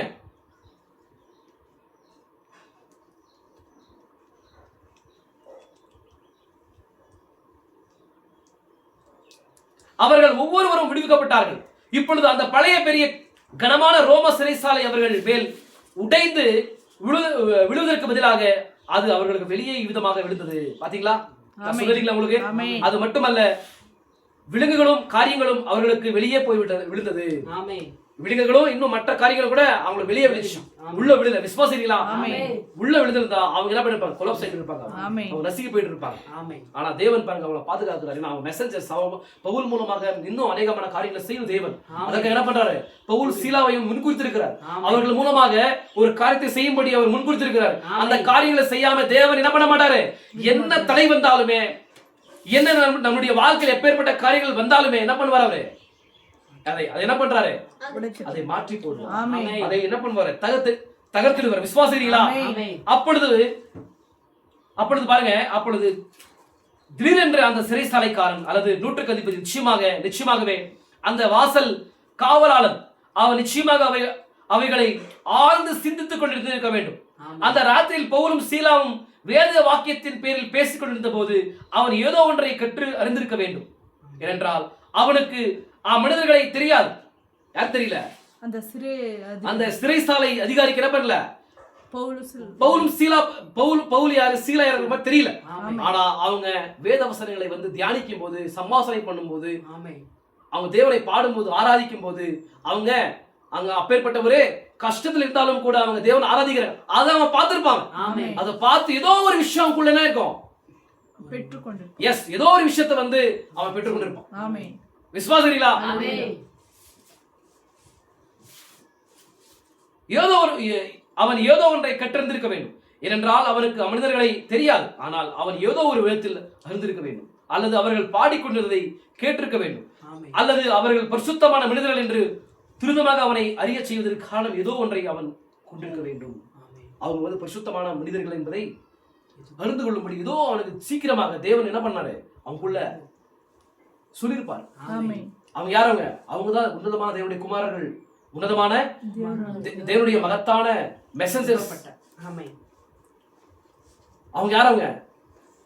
தேவனுடைய பரிசுத்தமான மனிதர்கள் என்பதை அவன் சீக்கிரமா அறிஞ்சு கொள்ளும்படி தேவன் பரிசுத்தாவி அவங்களுக்குள்ள என்ன பண்ணிருப்பார், ஏதோ ஒரு காரியத்தை வந்து வெளிப்படுத்திருப்பார். உணர்த்திருப்பார். எஸ், உணர்த்திருப்பார். விசுவாசிகளா? ஆமென். ஏனென்றால் நீங்கள் பாருங்கள், அவன் ஒரு ரோமானியா இருந்தான். யாரு? அந்த சிறை அதிகாரி வந்து ஒரு ரோமனா இருந்தார். அவன் ஆமென். ரோமானியா இருந்தான். அவர்களோ யூதர்களா இருந்தனர். யூதர்களா இருந்தனர். அவன் வேற்று மதத்தினால இருந்தான். அவன் யாரவன்? அவன் வேற மதம், இவங்க வேற மதம். இவங்க யூதர்களா இருக்கிறாங்க. இவனுடைய கலாச்சாரம் வேற, அவனுடைய கலாச்சாரம் வேற. ஆமென். இல்லீங்களா? ஆமென். அவர்களோ கிறிஸ்தவர்களா இருந்தனர். அவங்க யாரா இருந்தாங்க? கிறிஸ்தவர்களா. யாரு? பவுலும் சீலாம். எஸ், பவுலும் சீலாம் யாரா இருந்தாங்கன்னா அவங்க கிறிஸ்தவர்களா இருந்தாங்க. ஆமென். ஆனால் நீங்கள் கவனித்தீர்களா, அந்த சிறைசாலை குலுங்கி அசைந்து விழுந்து போனதை அவன் கண்டவுடனே அவன் இந்த இரவு நேர காவலுக்காக பதில் கூறியாக வேண்டியதை அவன் அறிந்து கொண்டான். ஆமென். இப்போ இவன் தான் என்ன பண்றான்? இப்போ இவன் தான் சிறை அதிகாரி இருக்கிறான். இப்ப சிறையில நடந்த அந்த எல்லா காரியத்துக்கும் பதில் யார் கூறணும்? அந்த சிறை அதிகாரி. அந்த சிறை அதிகாரி தான் கூறணும். ஆமென். அந்த சிறை அதிகாரி தான் என்ன பண்ணும்? அங்க தப்பித்துக் கொண்டு போன எல்லா கைதிகளையும் மறுபடியும் பிடித்துக் கொண்டு வரணும். அப்படி பிடித்துக் கொண்டு வர முடியலனா, தப்பித்துக் கொண்டு போயிட்டாங்கன்னா அப்ப அவன் ஜீவனை கொடுக்கணும். ஆமென். ஏன்னா அவன் தானே காவலாளர். எஸ், அவன் தானங்க ஒரு காவலாளனா இருக்கிறான். ஆமென். நான் சொல்றது புரியுதா உனக்கு? ஆமென். இப்ப அந்த சிறைக்கு வந்து அவன் தான் எப்படி இருக்கிறான்? காவலாளர். அவன் தான் ஒரு போலீஸா இருக்கிறான். ஆமென். இப்போ அவங்க தப்பிச்சுட்டு போயிட்டாங்கன்னா இப்போ அவனுடைய ஜீவனை கொடுக்கணும். அவங்களுக்கு ஆமென். அவங்க தப்பிச்சுட்டு போனாங்க இல்லைங்களா, அவங்களுக்கு பதிலாக தன்னுடைய ஜீவனை கொடுக்கணும். ஆமென். கொடுக்கணுமா? ஆமென். பாருங்க, கர்த்தருக்கு ஸ்தோத்திரம் உண்டாகட்டும். அவன் அறிந்து கொண்டான். எலியாவின் காலத்தில் அவன் ஓகே. எனவே பிறகு இந்த ரோம நூற்றுக்கு அதிபதி இதற்காக தன்னுடைய சொந்த ஜீவனையை கிரியமாக செலுத்த வேண்டியதை அறிந்து கொண்டான். இப்ப என்ன பண்ணிட்டாங்க? இவங்க எல்லாம் என்ன பண்ணிட்டாங்க? இந்த சிவரெல்லாமே ஒரு அசைவினால என்னாச்சு? இந்த அசைவினால வந்து விழுந்து போச்சு. இப்ப யாருமே இங்க வந்து கைது இருக்க மாட்டாங்க. எல்லாமே தப்பிச்சுன்னு போயிட்டு இருப்பாங்க. நான் தான் என்ன பண்ணிப்போ அந்த ஒரு சங்கத்துக்கு அந்த ஒரு அதிகாரிக்கு வந்து நான் தான் என்ன பண்ண பதில் சொல்லணும். அப்படி பதில் சொல்ல முடியாம இருந்தா ஜீவனை நான் என்ன பண்ணும்? கிரியமாக செலுத்தணும்ன்ற மாதிரி இப்ப அவன் அறிஞ்சிருக்கிறான். இப்ப என்ன பண்றான்? இப்போ அவ்வளவுதான்ற மாதிரி என்ன பண்றான்? இப்போ நினைக்கிறான். கிரியமாக செலுத்த வேண்டியதை அறிந்து கொண்டான் என்பதை நாம் கண்டுகொள்கிறோம். அவர்கள் போய் விட்டார்கள் என்று அவன் கண்டவுடனே அவன் தனது பட்டயத்தை உறவி அவன் அந்த தண்டனையினூடாக கடந்து போக வேண்டியதற்கு பதிலாக தன்னுடைய சொந்த ஜீவனை எடுத்து போடும்படி தன்னைத்தானே கொலை செய்து தொடங்கினான். இப்ப என்ன பண்றாங்க? இப்ப அந்த மாதிரி காரியமான நடந்த பிறகு இவன் என்ன பண்ணிருப்பாங்க? இவனுக்கும் ஒரு தண்டனை கொடுத்திருப்பாங்க. இவனை கூட சிறையில போட்டிருப்பாங்க. நான் என்ன பண்ணல, நீ ஏதோ நீ வந்து கரெக்டா என்ன பண்ணல, சரியா நீ வேலையை பார்க்கல, அதனால என்ன பண்ணிருப்பாங்க? நீ சரியா வேலையை பார்க்கல, அதனாலதான் தச்சுன்னு போயிட்டாங்கன்ற மாதிரி சொல்லி அவன் மேல வந்து கேஸ் போட்டு அவனையும் உள்ள வச்சிருப்பாங்க. ஆனா இப்ப அந்த தண்டனையை வாங்குற பதிலா நான் என்ன பண்ணிடலாம்? எஸ், வீரமரணத்தை வந்து வீரமரணத்தை வந்து எஸ் என்னை நானே என்ன பண்ணலாம்? கொலை செய்து கொள்ளலாம்ன்ற மாதிரி என்ன பண்றான்? இப்ப தீர்மானிக்கிறான். அப்படி தீர்மானிக்கிற வேலையில தன்னுடைய உறவின பட்டத்தை எடுத்து என்ன பண்றான்? இப்போ கழுத்தை அறுத்துக் கொள்வதற்காக அவன் பிரயாசப்படும் போது இங்க பாருங்க, தன்னுடைய சொந்த ஜீவனை எடுத்து போடும்படி தன்னைத்தானே கொலை செய்ய தொடங்கினான். என்ன பண்றான்? தன்னைத்தானே கொலை செய்யும்படி அவன் என்ன பண்றான்? தீர்மானிக்கிறான். அவர்களில் சிலர் ஒரு கால் அவன் மரித்து போகும் வரையில் அதே விதமான துளுமரங்களிலும் மற்றவர்களிலும் உட்கார்ந்திருக்க வேண்டியிருக்கும். எனவே அவை எல்லாவற்றிலும் ஒரு முடிவு கொண்டு வர வேண்டும் என்று எண்ணினவனாய் அவனுடைய பட்டயத்தை சட்டென உருவி தன்னைத்தானே கொலை செய்ய முயன்றான். இப்ப என்ன பண்றாவ? கொலை செய்து கொள்ளும்படி அவன் இப்ப என்ன பண்றாவ? பட்டயத்தை எடுத்துக்கொண்டு ஓகே இதெல்லாம் எதுக்கு, சும்மா இதெல்லாம் பதில் சொல்லும். மறுபடியும் என்ன பண்ணுவாங்க? என்னையே என்ன பண்ணுவாங்க? நான் நீதியை நடத்துகிறேன், ஆனாலுமே இது மகத்தான ஒரு காரியம், தேவனுடைய மகத்தான ஒரு ஒரு மகத்தான ஒரு காரியமா இருக்குது, இதுக்கு நான் பதில் சொல்ல முடியாதுன்ற மாதிரி என்ன பண்றான் இப்போ தன்னைத்தானே கொலை செய்து கொள்ளும்படி அவன் முயன்ற போது இப்போ பாருங்க, கர்த்தர் ஸ்தோத்திரம் உண்டாகட்டும். ஆனால் பவுல் அதை கண்டபோது அவன் தீவிரமாய் உரத்த சத்தமிட்டு, நீ உனக்கு கெடுதி ஒன்றும் செய்து கொள்ளாதே. நான் இங்கதான் இருக்கிறோம், என்ன பண்ணல, நான் எங்குமே நாங்க போகல, நாங்க ஓடி போகல, வந்து தப்பித்துக் கொள்ளல, நான் இங்கதான் இருக்கிறோம், என்ன பண்ணாத, நீ வந்து உன் ஜீவனை வந்து எடுத்துக்கொள்ளாதே. உன்னுடைய பிராணனுக்கு நீ என்ன பண்ணாத, கெடுதி செய்து கொள்ளாதன்ற மாதிரி சொல்றாரு. இப்போ உரத்த சத்தமாய் சொல்றாரு. நாங்கள் எல்லாரும் இங்கதான் இருக்கிறோம் என்றான். பாருங்கள், அவர்கள் கிறிஸ்துவ மனிதர்களாகவோ அல்லது பரிசுத்த மனிதர்களாகவோ இருந்தார்கள் என்று இம்மனிதர் அறிந்து கொள்ளும்படி செய்வதற்கு முன்பாக ஏதோ ஒன்று சம்பவித்துக் கொண்டிருக்க வேண்டும். இவங்க கிறிஸ்தவர்கள், இவங்க தேவனுடைய பரிசுத்தமான மனிதர்கள் என்பதை அவங்க தெரிஞ்சுக்கிறதுக்கு அதுக்கு முன்னாடி ஏதோ ஒரு காரியம் அங்க நடந்திருக்குது. ஒரு அதிசயமான காரியம் அங்க நடந்து கொண்டிருக்கின்றது. விசுவாசிகளா?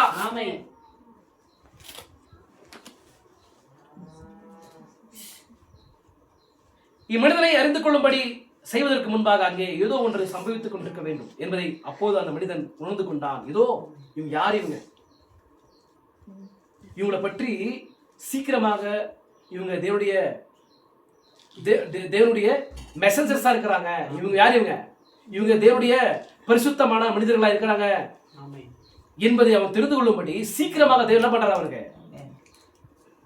ஏதோ ஒரு காரியத்தை வந்து உணரும்படி செய்கிறார். ஏதோ ஒரு காரியத்தை வந்து உணரும்படி என்ன உணர்ந்தார் அவரு, எப்படி இருந்தாரு, அந்த பூமி ஏன்னா இயற்கைக்கு அப்பாற்பட்ட தேவன் தம்முடைய வல்லமையினால அங்க ஒரு அசைவை கொண்டு வரும்போது இது என்ன பண்ண முடியாது, இது யாராலுமே செய்ய முடியாத ஒரு காரியம். இது யாராலுமே செய்ய முடியாத ஒரு காரியம். அதனால என்ன பண்றாரு, இப்போ அத வந்து ஈஸியா வந்து என்ன பண்றாரு அவரு, புரிஞ்சுக்கிறார். ஈஸியா வந்து புரிஞ்சுக்கிற பிறகு சுவரேஸ்வரி அந்த புரிஞ்சுக்கிறதுக்கு பரிசுத்தாவி என்ன பண்ணுவார், அவனுக்கு அப்பேற்பட்ட ஒரு உணர்வை கொடுத்திருப்பார்.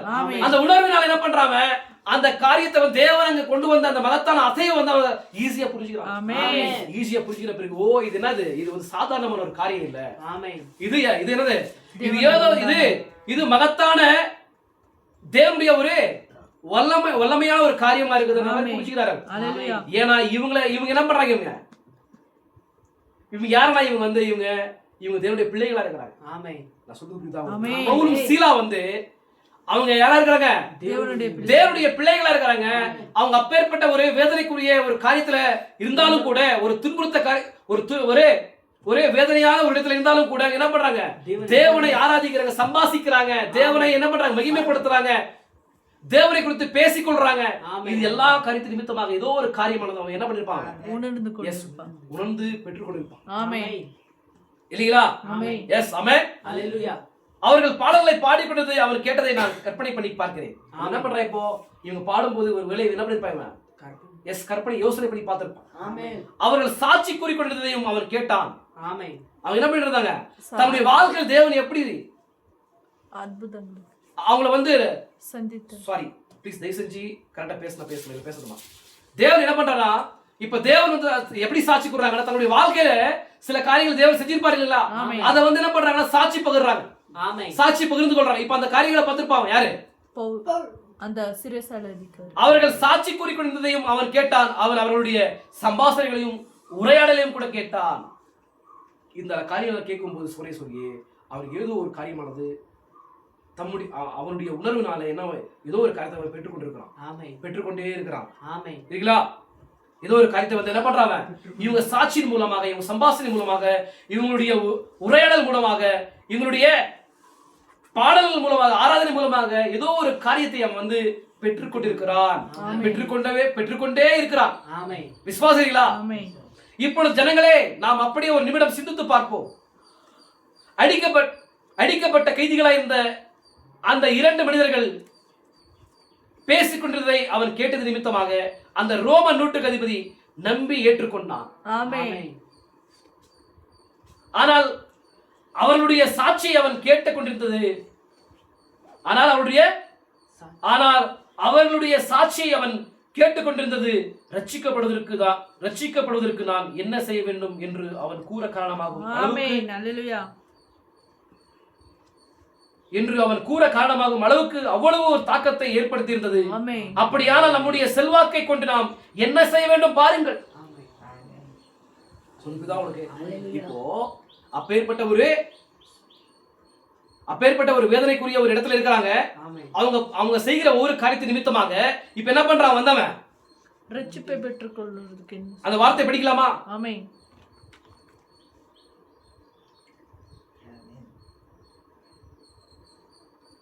படிங்க. ಅಪೊಸ್ತಲರ್ ಮತ್ತು ಅವರನ್ನು ಹೊರಗೆ ಕರೆಕೊಂಡು ಬಂದು ಸ್ವಾಮಿಗಳೇ ನಾನು ರಕ್ಷಣೆಯನ್ನು ಹೊಂದುವುದಕ್ಕೆ ಏನು ಮಾಡಬೇಕೆಂದು ಕೇಳಲು ಅವರು ವಿಶ್ವಾಸ ಮಾಡ್ತಿದ್ದ. ನಾನು ರಕ್ಷಣೆ ಹೊಂದುವುದಕ್ಕಾಗಿ ನಾನು ಏನು ಮಾಡಬೇಕಂತ ಕೇಳ್ತಿದ್ದ. ಯಾರನ್ನ? ಪೌಲು ಸಿಲ. ಯಾಕಂತ ಹೇಳಿದ್ರೆ ಆ ತರವಾದ ಸ್ಥಿತಿಯಲ್ಲಿ ಇದ್ರೂ ಸಹ ಅವರ ಜೀವನ ಆ ತರವಾದ ಒಂದು ಸ್ಥಿತಿಯಲ್ಲಿ ಪೌಲು ಸೀಲ ಇದ್ರೂ ಸಹ ಅವರ ಜೀವನದ ಮೂಲಕವಾಗಿ ಏನೋ ಒಂದು ಕಾರ್ಯವಾದದ್ದು ಅವನು ಏನಾಗಿದೆ, ಏನೋ ಒಂದು ಕಾರ್ಯವಾಗಿದ್ದು ಅರ್ಥವಾಗಿದೆ. இப்போ நான் சொல்றது புரியுதா உங்களுக்கு? இப்போ பவுலும் சீலாவுடைய லைஃபை பார்க்கும்போது ஒரு தாக்கத்தை ஏற்படுத்திருக்குது. யாருக்கு? அந்த சிறை அதிகாரிக்கு ஒரு தாக்கத்தை ஏற்படுத்திருக்குது. இப்போ ரட்சிப்படையும்படி இப்போ இவங்க ஆராதிக்கிற தேவனை நானும் ஏற்றுக்கொள்றேன்ற மாதிரி ஒரு காரியத்தை அவங்களோட லைஃப் என்ன பண்ணிருக்குது, ತಾಕತ್ ಏರ್ಪಡ್ತಿರುತ್ತದೆ. ಒಂದು ಪ್ರಭಾವವನ್ನ ಏನ್ ಮಾಡಿದೆ, ಅವನ ಜೀವನದಲ್ಲಿ ತೋರಿಸಿದೆ. ಇವರು ಯಾರು? ಇವರು ದೇವರ ಒಂದು ಕುಮಾರರು, ದೇವರ ಪರಿಶುದ್ಧರಾಗಿ ಅವರು ಏನ್ ಮಾಡ್ತಿದ್ರು, ಆ ತರವಾದ ಸ್ಥಿತಿಯಲ್ಲಿ ಇದ್ರು ಸಹ ಸೋದರೇಶ್ವರಿಗೆ ಅವ್ರು ಏನ್ ಮಾಡ್ತಿದ್ರು, ದೇವರನ್ನ ಆರಾಧಿಸಿ ದೇವರ ವಾಕ್ಯಗಳನ್ನ ಸಂಭಾಷಣೆ ಮಾಡ್ಕೊಂಡು, ವಿಶ್ವಾಸ ಮಾಡ್ತಿದ್ದೀರಾ? ಸಂಭಾಷಣೆ ಮಾಡ್ಕೊಂಡು ಅವ್ರು ಏನ್ ಮಾಡ್ತಿದ್ರು, ದೇವರ ಮಹತ್ತಾದ ಆ ಪ್ರಭಾವಗಳನ್ನ ಅವ್ರು ಮಾತನಾಡ್ತಿದ್ರು ಅಲ್ವಾ? ಆದ್ರೆ ಇವರ ಒಂದು ಜೀವಿತವಾದದ್ದು ಇವಾಗ ಅವನು ರಕ್ಷಣೆ ಹೊಂದುವುದಕ್ಕೆ ಏನೋ ಒಂದು ಪ್ರಭಾವವನ್ನು ಮಾಡಿದೆ. இப்போ இவனுடைய லைஃப் ஆனது, இவனுடைய வாழ்க்கையில வெளிப்பட்ட அந்த ஜீவியமானது அவனுடைய லைஃப்ல ஏதோ ஒரு தாக்கத்தை ஏற்படுத்திருக்கு இல்லீங்களா? அப்படி இல்லாம இருந்திருந்தால் அவன் என்ன பண்ணிருக்க மாட்டான், இந்த மாதிரி கேட்டிருக்க. எஸ் என்ன பண்ணிருக்க மாட்டான், ரட்சணை பெற்றுக்கொள்ளும்படி என்ன செய்ய வேண்டும் என்று கேட்டு. இங்க பாருங்க, அத மறுபடியும் படிக்கிறேன்.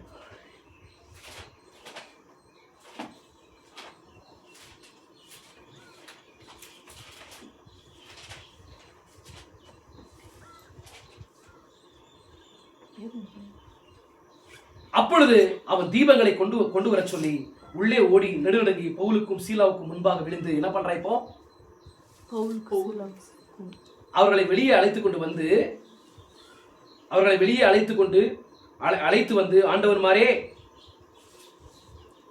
அப்பொழுது அவன் தீபங்களை கொண்டு வர சொல்லி உள்ளே ஓடி நடுநடுங்கி பவுலுக்கும் சீலாவுக்கும் முன்பாக விழுந்து இப்ப என்ன பண்றான், பவுலுக்கும் சீலாவுக்கும் முன்பாக விழுந்து அவர்களை வெளியே அழைத்து வந்து ஆண்டவர்மாரே ரட்சிக்கப்படுவதற்கு நான் என்ன செய்ய வேண்டும் என்றார். இப்போ பவுலும் சீலா யாரும் தெரியல, அந்த சிறை அதிகாரி தெரியல. ஆனா சகோதரியே அவங்க எங்க இருக்கிறாங்க, இவர் சிறை அதிகாரி இருக்கிறாரு, அவங்க யாரா இருக்கிறாங்க, அவங்க கைதிகளா இருக்கிறாங்க, அவங்க ரொம்ப ஒரு ஆழமான ஒரு சிறையில் இருக்கிறாங்க. அவங்க செய்யற ஒரு காரியமானது, அவங்க செய்த ஒவ்வொரு கிரியைகளானது இவன் ரட்சிக்கப்படும்படி ஏதோ ஒரு தாக்கத்தை ஏற்படுத்திருக்குது. விசுவாசிக்கிறீங்களா? நான் சொல்றது புரியுதா? அப்போ சகோதரி உன்னுடைய வாழ்க்கையின் கிரியைகள் மற்றவர்கள் ரட்சிக்கும்படி ஒரு தாக்கத்தை ஏற்படுத்திருக்குதா, இருக்குதா இல்லையா? நான் சொல்றது புரியுதா உங்களுக்கு புரியல? அப்போ நான் சொல்றது புரியுதா சகோதரியே? நான் சொல்றது புரியுதா?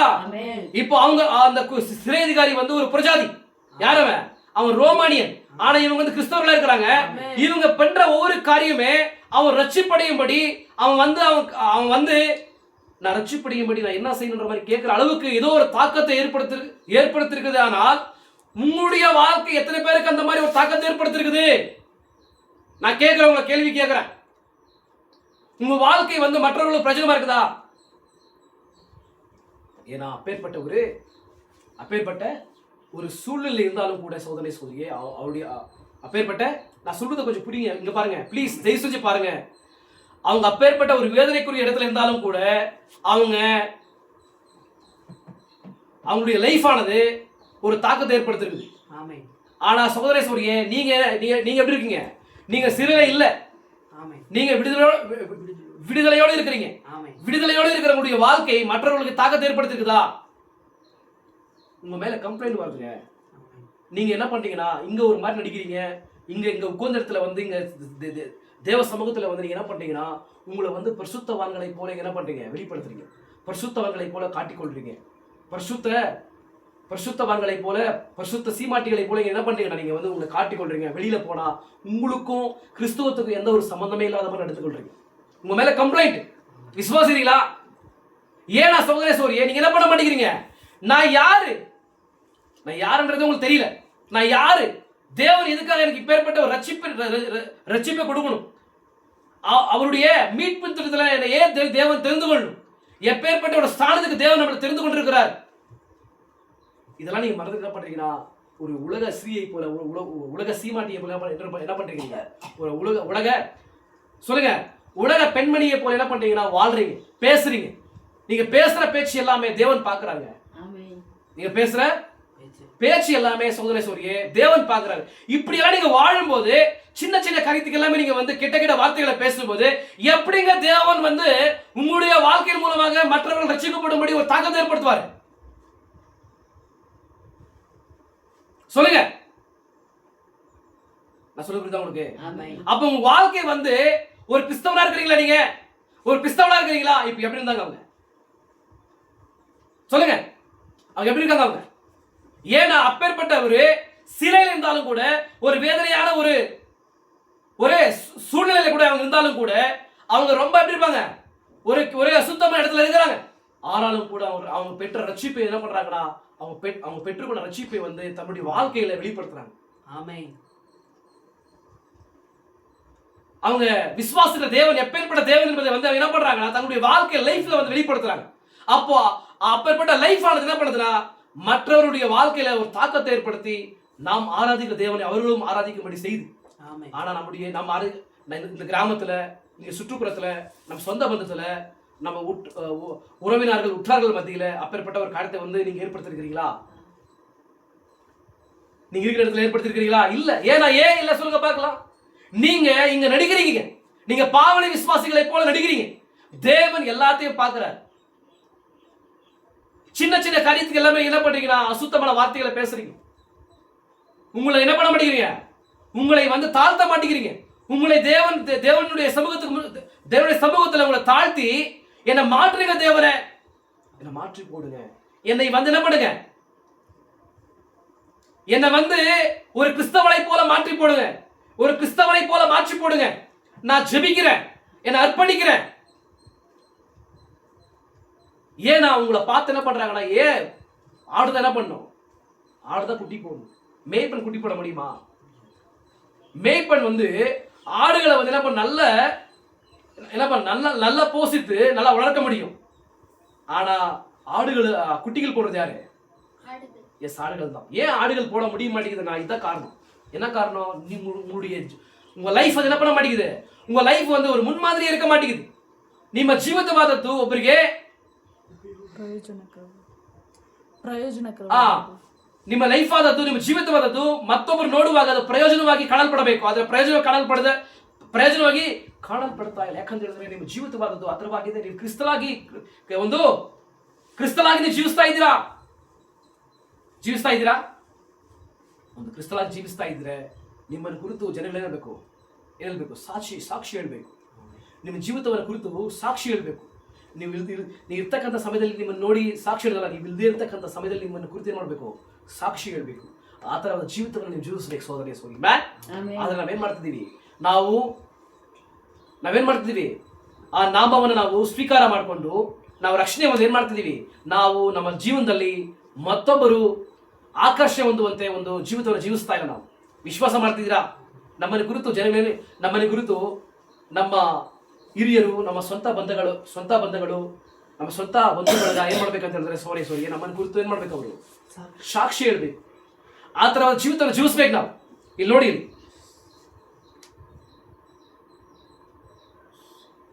நீங்கள் ஒரு கால் பிரசங்கம் பண்ணாமல் இருக்கலாம். நீங்கள் வந்து பிரசங்கம் பண்ணாமல், நான் பிரசங்கம் பண்றேன் இல்லைங்களா, அந்த மாதிரி நீங்க வந்துறீங்க பிரசங்கம் பண்ணாமல் இருக்கலாம். அப்படி பிரசங்கம் பண்ற மாதிரி அவசியம் இல்லை. விசுவாசம் இருக்கீங்களா? ஒரு கால் தேவன் உங்களை பிரசங்கம் பண்ண அழைக்காமல் இருக்கலாம். ஆனால் நீங்கள் ஒரு இல்லதரிசியாகவோ, நீங்க ஒரே மனைவியாகவோ, அல்லது நீங்கள் என்னவாக இருந்தாலும், அல்லது ஒரு டீனேஜ்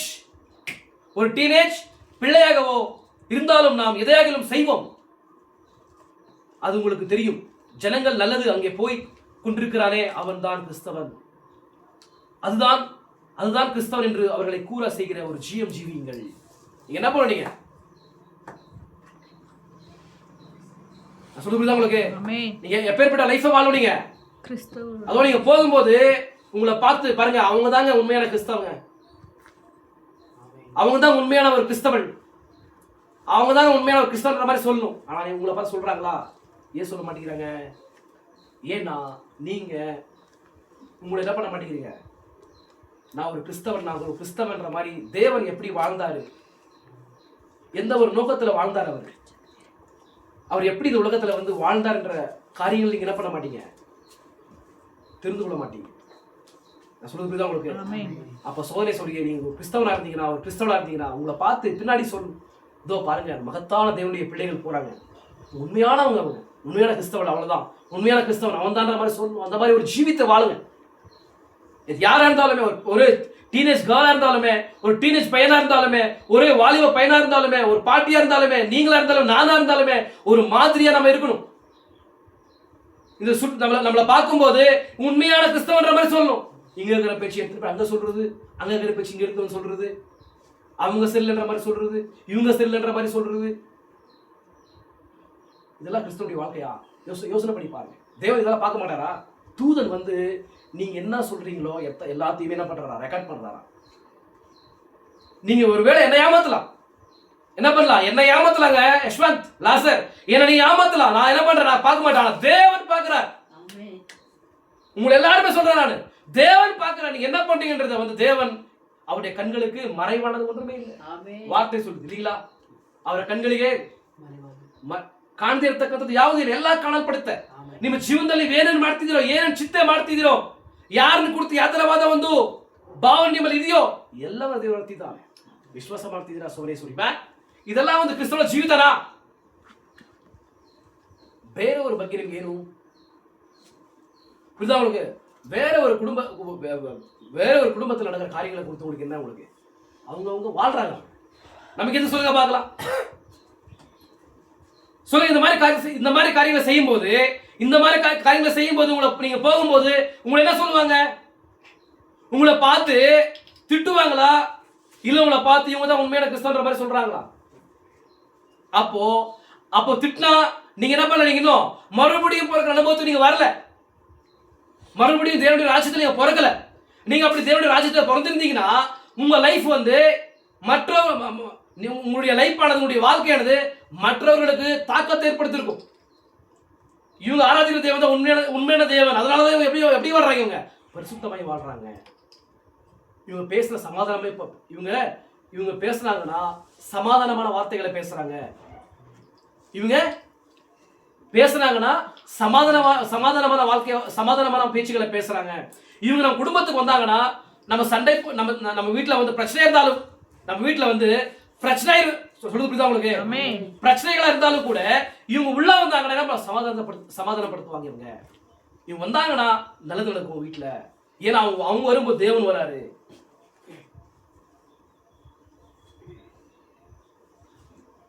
இப்படி உங்களுடைய வாழ்க்கையை பத்தி சொல்லுங்க. இதுதான் ஒரு கிறிஸ்துவோட வாழ்க்கை. புரியுதா உங்களுக்கு? இயேசு கிறிஸ்து எப்படி வாழ்ந்தாரு, நம்முடைய சீசன்ல எப்படி வாழ்ந்தாங்க, நம்ம பைபிள் என்ன கற்றுக் கொடுக்குது, நம்முடைய ப்ராஃபிட் எப்படி வாழ்ந்தாரு. ஒரே ஒரு பொய் சொன்னார் அவரு, ஒரே ஒரு பொய் சொன்னார். தெரியுமா? தேவன் கிரியை பண்ணல. நாம என்ன பண்றோம்னா நம்ம வாழ்க்கை முழுவதும் ஒவ்வொரு நாளும் என்ன பண்றோம்? 1000 பொய் சொல்றோம். அப்ப எப்படி வாழ்ந்திருக்கலாம் பாருங்க சோனேஸ்வரி அவரு. விசுவாசிங்களா? எப்படி வாழ்ந்திருக்கலாம் ப்ராஃபிட் பாருங்க. எந்த மாதிரி ஒரு புரிதலோட வாழ்ந்திருப்பாரு. நம்ம ஈஸியா என்ன பண்றோம்னா ஈஸியா வந்து கெட்ட வார்த்தையை பேசுறோம். ஆனா சகோதரனே சகோதரியே, அவர் வந்து ஒரு சின்ன ஒரு பொய் சொன்னார். அவர் இல்ல, யார் இல்ல, ப்ராஃபிட் இல்லன்ற மாதிரி சொல்லிடுமான்னு சொன்னாரு. ஆனா அவர் என்ன பண்றாருன்னா, அந்த மாதிரி சொன்ன பிறகு ஒரு போன் வருது. இந்த மாதிரி ஒரு நபர் வந்து வியாதியில் இருக்கிறாங்கன்ற மாதிரி ஒரு போன் வருது, ஒரு பெண்மணி. அந்த பெண்மணிக்காக ஜெபிக்கும் போது தேவன் என்ன பண்றாரு, பேசுறாரு. எங்க பேசுறாரு? உள்ளத்துல பேசுறாரு. நீ என்ன பண்ண, நீ தகுதி இல்ல, நீ ஜெபிக்கிறதுக்கு தகுதி இல்லைன்ற மாதிரி சொல்லும் போது அவர் என்ன பண்றாரு, அப்படியே முழங்கால் படிட்டு தேவனிடத்துல மன்றாடுறார். ஆண்டவரே என்ன மன்னிங்க, ஆண்டவரே என்ன மன்னிங்க, நான் பொய் சொல்லிட்டேன். நானு சகோதரனே சொல்லி, இந்த உலகத்துல வந்து பொய் சொல்லி நிறைய பேர் வாழ்றாங்க. விசுவாசிங்களா? அதெல்லாம் ஒரு வாழ்க்கையே இல்ல. ஒரு நாள் வந்து எல்லாமே என்ன ஆகுது சொல்லுங்க, என்ன ஆகுது? ஒரு நாள் வந்து மூன்றாவது ஐயோவின் மூலமாக எல்லாமே எஸ் சொல்றதுக்குள்ள உங்களுக்கு அது ஏழாவது எக்காலத்தினால வந்து எல்லாமே அழிக்கப்பட போகுது. அழிக்கப்படுற காரியத்துக்காக நம்ம வந்து பிரயாசம் பண்ற மாதிரி அவசியம் இல்ல. தேவன் நம்ம என்ன பண்றாரு, நம்மள அற்புதமா வழி நடத்துறாரு. தேவன் என்ன பண்றாரு, நம்மள அற்புதமா வழி நடத்துறாருங்க. விசுவாசிங்களா? அப்ப பை சொல்லி நிறைய பேர் வாழ்றாங்க. அப்ப பை சொல்லு பாருங்க, ஒரு சின்ன ஒரு பை சொன்னாரு, தேவன் உள்ளத்துல பேசுறாரு. நீ என்ன இல்ல, நீ ஜெபிக்கிறதுக்கு தகுதி இல்லைன்றார். நீ ஜெபிக்கிறதுக்கு தகுதி இல்லைன்ற மாதிரி சொல்லும் போது ப்ராப்ளம் என்ன பண்றாரு, அப்படியே போயிட்டு முழங்கால் பண்ணிட்டு தேவனத்துல என்ன பண்றாரு, மன்னிப்பு கேட்கிறாரு. அப்ப மன்னிப்பு கேட்ட பிறகு மறுபடியும் ஜெபிக்கிறார், காரியத்தை செய்யறார் தேவன். அப்போ அப்பேற்பட்ட ஒரு மகத்தான தீர்க்கதரிசிக்கே தேவன் வந்து அந்த மாதிரி காரியத்தை செய்யும் போது நாம் ஏமாத்திடுவோம். விசுவாசிகளா சோனேஸ்வரியே? அப்போ சோனேஸ்வரியே, இந்த மாதிரி சின்ன சின்ன காரியத்திலே கூட நீங்க உண்மையா இருங்க. சின்ன சின்ன காரியத்துல கூட என்ன பண்ண, இதெல்லாம் பரவாயில்ல தேவன், இதெல்லாம் இருக்கக்கூடாது. ஒவ்வொரு காரியத்திலையும் உங்களுக்கு கொடுக்கப்பட்ட அந்த ஸ்தானத்துல நீங்க என்ன பண்ணும், ஒரு கிறிஸ்தவனா இருக்கிறீங்களா, ஒரு பெண்மணியா இருக்கிறீங்களா, ஒரு தாயா இருக்கிறீங்களா, ஒரு தகப்பனா இருக்கிறீங்களா, ஒரு தம்பியா இருக்கிறீங்களா, ஒரு மகனா இருக்கிறீங்களா, ஒரு மகளா இருக்கிறீங்களா, ஒரு அம்மாவா இருக்கிறீங்களா, ஒரு அத்தையா இருக்கிறீங்களா, உங்களுடைய ஸ்தானத்தை நீங்க காத்துக்கொள்ளனா நீங்க பரிசுத்தாவியை பெற்றுக்கொள்ளுங்க. பரிசுத்தாவி தான் உங்களுடைய ஸ்தானத்தை நீங்க உங்க ஸ்தானத்தை வந்து நீங்க காப்பாற்றிக் கொள்ளும்படி செய்வது யார் தெரியுமா? பரிசுத்தாவி தான். அவன் பரிசுத்தாவியை பெற்றுக்கொள்ளுங்க. விசுவாசிங்களா? நான் சொல்றது புரியுதா உங்களுக்கு?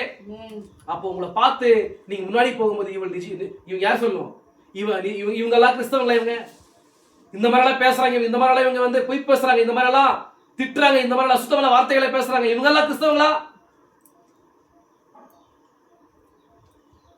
இவங்க வந்தாவே ப்ராப்ளம் தான். இவங்க வந்தாவே ப்ராப்ளம் தான். வீட்டுக்கு வந்தா ஏதோ ஒரு கருத்தை வந்து சொல்லி என்ன பண்றாங்க, சண்டை போட்டுறாங்க. சொல்றது உங்களுக்கு இந்த மாதிரி வந்து நம்ம என்ன பண்ணக்கூடாது, ஜனங்க வந்து இந்த மாதிரி ஒரு தாக்கத்தை ஏற்படுத்தக்கூடாது. இந்த மாதிரி உன்னுடைய வாழ்க்கையின் மூலமாக ஒரு தாக்கத்தை ஏற்படுத்தக்கூடாது. அவங்க ரட்சிப்படையும்படி தாக்கத்தை ஏற்படுத்தணும். உன்னை வந்து திட்டுற மாதிரி, தேவனை தூசிக்கிற மாதிரி என்ன பண்ணக்கூடாது. நீ உன்னுடைய லைஃப் ஆனது மற்றவர்களுக்கு இடரல் அடையும்படி என்ன பண்ணக்கூடாது, தாக்கத்தை ஏற்படுத்தக்கூடாது. ரட்சிப்படையும்படி தாக்கத்தை ஏற்படுத்தணும். பாருங்க, யாரு பவுலும் சீலாவும் சிறையில இருந்தாங்க. சிறையில இருந்தாலும் கூட அவங்க எப்படி இருந்தாங்கன்னா, அப்பேற்பட்ட அசுத்தமான இடத்துல இருந்தாலும் கூட அவங்க அந்த ஜெயிலர் யாரு, அந்த சிறை அதிகாரி வந்து ரட்சிப்படையும்படிக்கு அவங்களுடைய லைஃப் ஆனது ஒரு தாக்கத்தை ஏற்படுத்துது. ஒரு தாக்கத்தை என்ன பண்ணுது, ஏற்படுத்துறது. அதே மாதிரிதான் உங்களுடைய லைஃப் ஆனது என்ன பண்ணும், ஒரு தாக்கத்தை வந்து ஏற்படுத்தணும். விசுவாசிகளா? ஒரு தாக்கத்தை வந்து ஏற்படுத்தணும். ப்ளீஸ் தயவுசெய்து சொல்றேன், நீங்க எங்க இருந்தாலும் கூட தேவன் உங்களை பாக்குறாரு. வேலை செய்யற இடத்துல வந்து யாருமே இருக்க மாட்டாங்க, யாருக்கு பயப்படுற மாதிரி இல்ல, நான் என்ன வேணா பேசலான்ற மாதிரி பேசுனீங்கன்னா நீங்க என்ன பண்ணணும், தேவனுடைய ராஜ்யத்துல கிறிஸ்துவுக்குள்ள நீங்க பிறக்கல, அவ்வளவுதான். ஒருவர் கிறிஸ்துவுக்குள் வந்தா புதிய சிருஷ்டி. அப்படி கிறிஸ்துவுக்குள்ள நீங்க வந்தீங்கன்னா உங்களுடைய வாழ்க்கையுடைய நோக்கங்களும் பேச்சுகளும் நடத்தைகளும் ஆடைகள் எல்லாமே மாறி போகும். எல்லாமே என்னாகும், மாறி போயிடும். இல்லனா மாறி போகாம இருந்தா நீங்க இன்னும் என்ன பண்ணல, நீங்க பிறக்கல. எங்க பிறக்கல? கிறிஸ்துக்குள்ள மறுபடியும் தேவனுடைய ராஜ்யத்தின் பிள்ளைகளா இன்னும் மறுபடியும் பிறக்கல. இப்ப பிறந்தீங்கன்னா கண்டிப்பா நீங்க உங்களுடைய வாழ்க்கை மற்றவங்களுக்கு ஒரு நன்மைக்கு எதுவாக தாக்கத்தை ஏற்படுத்தும், கெட்டதுக்கு எதுவாக என்ன பண்ணாத தாக்கத்தை ஏற்படுத்தாது. ப்ளீஸ் தயவு செய்து நீங்க கிறிஸ்தவனாக வாழுங்க. அதுக்காக இன்னைக்கு தேவனுக்கு அர்ப்பணிக்க. விசுவாசிகளா? என்ன பண்ணும், எஸ் சொல்றாங்க. இங்க பாருங்க, அவன்தான் கிறிஸ்தவன், அவன்தான் கிறிஸ்தவன் என்று அவர்களை கூற செய்கிற ஒரு ஜீவியுங்கள். உங்களை பார்த்த ஒரு சாட்சி சொல்லணும். அந்த மாதிரி ஒரு வாழ்க்கையை வாழுங்க. உங்களை பார்த்தவங்க இவங்க தான் உண்மையான தேவனுடைய பிள்ளைங்கன்ற மாதிரி சொல்லணும். தேவ சமூகத்தில் ஜெபிங்க, உபவாசம் போடுங்க, அந்த பரிசுத்தமான வாழ்க்கை வாழணுன்ற மாதிரி நீங்க என்ன பண்ணுங்க, உபவாசித்து தேவனத்துல கேளுங்க. அசுத்தமான அந்த காரியங்களை விட்டு விலகணும் தேவன்ற மாதிரி உபவாசிங்க. ஏமாற்று வேலைகளை விடுங்க, பொய் சொல்றதை விடுங்க. இதெல்லாம் விட்டாதான் தேவன் என்ன பண்ணுவாரு, சுகத்தையும் பலத்தையும் ஆரோக்கியத்தை கொடுப்பாரு. அசுத்தாவி இப்போ நான் என்ன பண்றேன்னா என்ன சொல்றேன் பாருங்க, இப்போங்க சர்க்கரை போடுறோம், சர்க்கரை போட்டா இதுக்கு அங்கெல்லாம் இரும்பு வருது, ஸ்வீட்னஸ்க்காக. அதுக்கு தேவையான ஒரு பொருள் அது, அதனாலதான் வருது ஸ்வீட்டு. இப்போ பேய் வந்து கூட இருக்கும்போது பேய்க்கு இஷ்டான மாதிரி வந்து ஒரு காரியம் கூட இருக்கும்போது என்ன பண்ணுது, பேய் ஈஸியா வரும். பேய்க்கு இஷ்டமான காரியங்கள் இடத்துல இல்லைன்னா அவன் வருவானா, அவன் வரமாட்டான். அப்ப நீங்க என்ன பண்ணும், பேய்க்கு இஷ்டமான காரியத்தை வந்து என்ன பண்ணாதீங்க, நீங்க செய்யாதீங்க. அதை வந்து செய்யணுன்ற மாதிரி இங்க வந்து நினைக்காதீங்க. தேவனுக்கு இஷ்டமாகிற மாதிரி நடக்கணுன்ற மாதிரி ட்ரை பண்ணுங்க. தேவன் உன்னுடைய இருதயத்துல வந்து வாசம் பண்ணும். அப்படி என்ன பண்ணுங்க, நீங்க அந்த மாதிரி கருத்தை பண்ணுங்க, தேவன் வருவார். விசுவாசிங்களா? உங்களுக்கு மட்டும் இல்லை, எனக்கும் தான். விசுவாசிங்க, விசுவாசிங்களா? எனவே அவர்கள் கிறிஸ்தவர்கள் என்று இந்த மனிதன் உணர்ந்து கொள்ளும்படியாக அவர்களுடைய பாடல்களின் மூலமாகவோ அல்லது அவர்கள் அங்கே உள்ளே செய்து கொண்டிருந்த எதுவாக இருந்தாலும் அதன் மூலமாகவோ ஏதோ ஒரு விதத்தில் ஈர்க்கப்பட்டிருக்க வேண்டும். அவங்க செய்தாங்க இல்லைங்களா, அவங்க செய்த அந்த காரியத்தின் மூலமா ஏதோ ஒரு காரியத்தினால அவங்க ஈர்க்கப்பட்டிருக்கலாம். யாரு? சிறை அதிகாரி. விசுவாசிங்களா என்பதை நாம் கண்டுகொள்கிறோம். எனவே அவர் ஒரு வெளிச்சத்தை பெற்றுக்கொண்டான். இப்ப அவங்க லைஃப் மூலமா என்ன பண்றாங்க, ஒரு வெளிச்சத்தை படுத்தினாங்க. யாரு? அந்த சிறை அதிகாரி. அப்படிதான் சொல்லி நம்முடைய வாழ்க்கையின் மூலமாக நிறைய பேர் வந்து வெளிச்சத்தை கண்டடையணும். என்ன பண்ணும், வெளிச்சத்தை வந்து கண்டடையணும். ஃபர்ஸ்ட் வந்து வீட்டுல வந்து உங்களை என்ன பண்ணுறீங்க, உங்களை வந்து ஒரு கிறிஸ்தவளா வந்து வாழுங்க, ஜெபிங்க. உங்களை பார்த்தா பா என்னப்பா இவங்க வேற மாதிரி இருக்கிறாங்க, இவங்க மாறிட்டாங்கன்ற மாதிரி சொல்லணும். இவங்க மாறவே இல்லைன்ற மாதிரி சொல்லக்கூடாது. ஃபர்ஸ்ட் வீட்டுல நீங்க சாட்சியா இருங்க. விசுவாசிங்களா?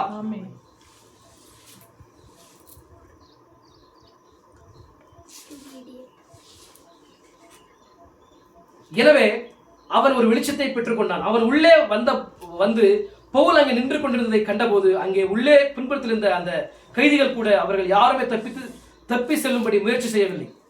எல்லாருமே அங்கே தான் இருந்தார்கள். பாருங்க, பவுலும் சீலா இருக்கிறாங்க. பவுலும் சீலா இருக்கிறதுனால யாரும் என்ன பண்ணல, யாருமே அந்த மாதிரி ஒரு காரியம் நடந்த பிறகு கூட அவங்க எல்லாம் விடுதலையாக்கப்பட்டிருக்காங்க. அவங்க மேல இருந்த எல்லா சங்கடிகள் எல்லாமே விடுவிக்கப்பட்டிருக்குது. ஆனாலும் கூட சோரி அவங்க என்ன பண்ணல, யாருமே தப்பித்துக் கொண்டு போகல. ஏன்னா தேவனுடைய மகத்தான ஒரு காரியம். விசுவாசிகளா? அங்கேதான் இருந்தார்கள். எனவே அவன் தன்னுடைய பட்டயத்தை வைத்துவிட்டு பவுல் மற்றும் சீலாவுடைய காலில் விழுந்து என்ன பண்றாங்க, அவன் கழுத்து அறுத்துக்குன்னு சாகணுன்ற மாதிரி இருந்தா அவன் வந்து என்ன பண்றான், இப்போ அந்த பட்டத்தை கீழே போட்டு அந்த பட்டயத்தை கீழே போட்டு பவுலும் சீலாவுடைய பாத்துல போய் விடுறாங்க. ஏன் சொல்லுங்க பாக்கலாம், ஏன் சொல்லுங்க. அவங்க லைஃப் வந்து அவ்வளவு ஒரு பெரிய தாக்கத்தை ஏற்படுத்துச்சு. அப்போ உங்களுடைய லைஃப் எப்படி யோசனை பண்ணி பாருங்க. என்னுடைய அன்பு தாய்மார்களே, என்னுடைய அன்பு மனைவியே, அன்பு மகளே, அம்மாவே, பாருங்க உங்களுடைய லைஃப் என்னுடைய லைஃப் வந்து எவ்வளவு பேருக்கு தாக்கத்தை ஏற்படுத்துது. இந்த கிராமத்தில் அவிசுவாசிகள் மத்தியில் நம்ம ஜீவிக்கிறோம். தேவனுடைய சாட்சிகள் நம்ம இருக்கணும். நம்ம ஒரே ஒரு வாழ்க்கை சோதனை விசுவாசிங்களா? செத்தாலும் பிழைத்தாலுமே நம்ம என்ன பண்ணோம், என்னுடைய ரட்சகருக்காக நம்ம என்ன பண்ணோம், நம் ரட்சகருக்காக வாழ்ந்து இவங்க உண்மையான ஜீவனுள்ள தேவனுடைய பிள்ளைகள், இவங்க தேவனுடைய குமாரர்கள் மாதிரி சொல்லணும். அந்த மாதிரி ஒரு வாழ்க்கையை வாழ்ந்துடலாம். விசுவாசிங்களா? அதுக்காக வாழ்ந்துடலாம். சொல்லி எதுவுமே நம்ம என்ன பண்ண மாட்டோம், கொண்டு போக மாட்டோம். இந்த உலகத்துல வந்து பவுலும் சீலா வந்து அந்த பட்டத்துக்கு போகும்போது இவங்க என்ன பண்றாங்களா, இவங்க உலகத்தை கலக்குறாங்களா? யாரு? பவுலும் சீலா வந்து என்ன பண்றாங்கன்னா அங்க பில்லு பட்டத்துக்கு போகும்போது அவங்க உலகத்திலே கலக்கிறவர்கள் இங்க வந்துட்டாங்களா? உலகத்தை வந்து கலக்கிறவர்கள் ஒரு கலகத்தை ஏற்படுத்துறாங்க. யாரு?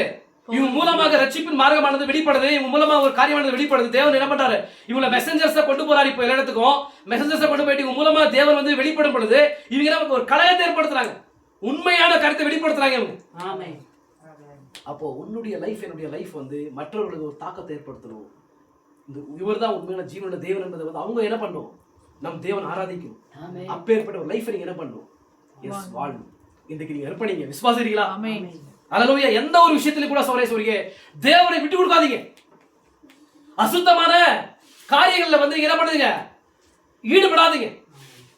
உங்க சொந்த பந்தங்கள் எல்லாம் என்ன பண்ண முடியாது, ரட்சிப்பை உனக்கு ரட்சிப்பு கொடுக்க முடியாது, உனக்கு நித்திய ஜீவனை கொடுக்க முடியாது. அவங்க எல்லாம் பேசுவாங்க, பிசாசு அவங்க மூலமா ஈஸியா பேசுவான். ஆனா அவங்க என்ன பண்ண முடியாது, அவங்க உங்களுக்கு வந்து சுகத்தை கொடுக்க முடியாது, உங்களுக்கு பலனை கொடுக்க முடியாது, உங்களுக்கு வந்து பக்கபலத்தை கொடுக்க முடியாது. ஆனா தேவன் உங்களுக்கு எல்லாத்தையும் கொடுக்க வல்லவரா இருக்கார். விசுவாசிகளா சகோதரே சகோதரியே, விசுவாசிகளா? பாருங்க, அவன் தன்னுடைய பட்டயத்தை வைத்து விட்டு பவுல் மற்றும் சீலாவுடைய காலில் விழுந்து, பாருங்க அவன் காலில் விழுறான். யாரு? அந்த சிறை அதிகாரி. அந்த சிறை அதிகாரி வந்து காலில் விழுறான். அப்பேற்பட்ட ஒரு வாழ்க்கையை வாழுங்க. அப்பேற்பட்ட மற்றவங்க வந்து உங்களை யாரெல்லாம் உங்களை திட்டாங்களோ, யாரெல்லாம் உங்களை வந்து இவங்க சரியில்லைன்ற மாதிரி சொல்றாங்களோ அவங்களே வந்து உங்க காலில் விழும். அப்பேற்பட்ட ஒரு வாழ்க்கையை வாழுங்க. அப்பேற்பட்ட ஒரு லைஃபை வந்து நீங்க என்ன பண்ணுங்க, வெளிச்சமை வெளிப்படுத்துங்க. தேவன் உங்களை ஆசீர்வதிப்பாராக. ஆண்டவர் மாறே ரட்சிக்கப்படுவதற்கு நான் என்ன செய்ய வேண்டும் என்று கேட்டான். இப்ப ரட்சிக்கப்படுவதற்கு என்ன செய்ய வேண்டும் என்று கேட்டான். இப்போ அவர்களுடைய ஜீவியத்தின் மூலமாக ஏதோ ஒரு காரியத்தை பார்த்தாங்க. என்ன பார்த்தாங்க? தேவனுடைய வல்லமையை பார்த்தாங்க. ஏன்னா இப்போ அவங்க லைஃப் அந்த இப்போ அவங்க யாருன்றதை வந்து எப்படி புரிஞ்சுக்கலாம? வாழ்க்கை அப்படி இல்ல சகோதரே சகோதரியே, அவருடைய சம்பாஷணத்தினால அப்படி இல்ல. அப்படி ஒரு வேளை பார்த்திருந்தாலும் கூட நல்லது. ஆனா சகோதரே சகோதரியே, இப்ப அவங்க அந்த மாதிரி யாருன்றத வந்து இப்ப பார்த்திருப்பாங்க இல்லைங்களா? ஜெயில வந்து அவங்க சுத்தி அவங்க பாடல் பாடும்போது, ஆராதிக்கும் போது, அவங்க சம்பாஷணை பண்ணும்போது, அவங்க வந்து என்னது சில காரியங்களை வந்து செய்யும் போது அப்படியே அவங்க என்ன பண்ணிருப்பான், செக் பண்ணும்போது, சுத்தும் போது பார்த்துருப்பான், பார்த்து கேட்டிருப்பான். ஆனா அங்க இயற்கைக்கு அப்பாற்பட்ட தேவனுடைய வல்லமையானது வெளிப்பட்டது. அப்ப வெளிப்படும் போது இவங்க யாரு? இவங்க நிச்சயமாகவே இவங்க தேவனுடைய பரிசுத்தவான்களா இருக்கிறாங்க. அப்ப இவங்க யாரு? இவங்க மெசஞ்சர்ஸா இருக்கிறாங்க. அப்ப ஜீவனுள்ள தேவன் வந்து இப்பேற்பட்ட ஒரு காரியத்தை செஞ்சிருக்கிறாரு. இந்த மார்க்கமானது உண்மையான மார்க்கம். இந்த மார்க்கத்தை அறிவிக்கிறதுக்காகவே வந்தாங்க இவங்க. ஆனா அவர்களை வந்து என்ன பண்ணிருக்காங்க, அவங்க இந்த மார்க்கத்தை வந்து அறிவிக்கிறதுக்கு வந்த இவர்களை வந்து அடிச்சு சிறையில போட்டிருக்கிறாங்க, துன்புத்திருக்கிறாங்க, வேதனை கொடுப்படுத்திருக்கிறாங்கன்ற மாதிரி சொல்லி அவங்க என்ன பண்றாங்க, புரிஞ்சு கொண்டு இப்போ காலில் வந்து விழுறாங்க. காலில் வந்து நான் என்ன பண்ணும்?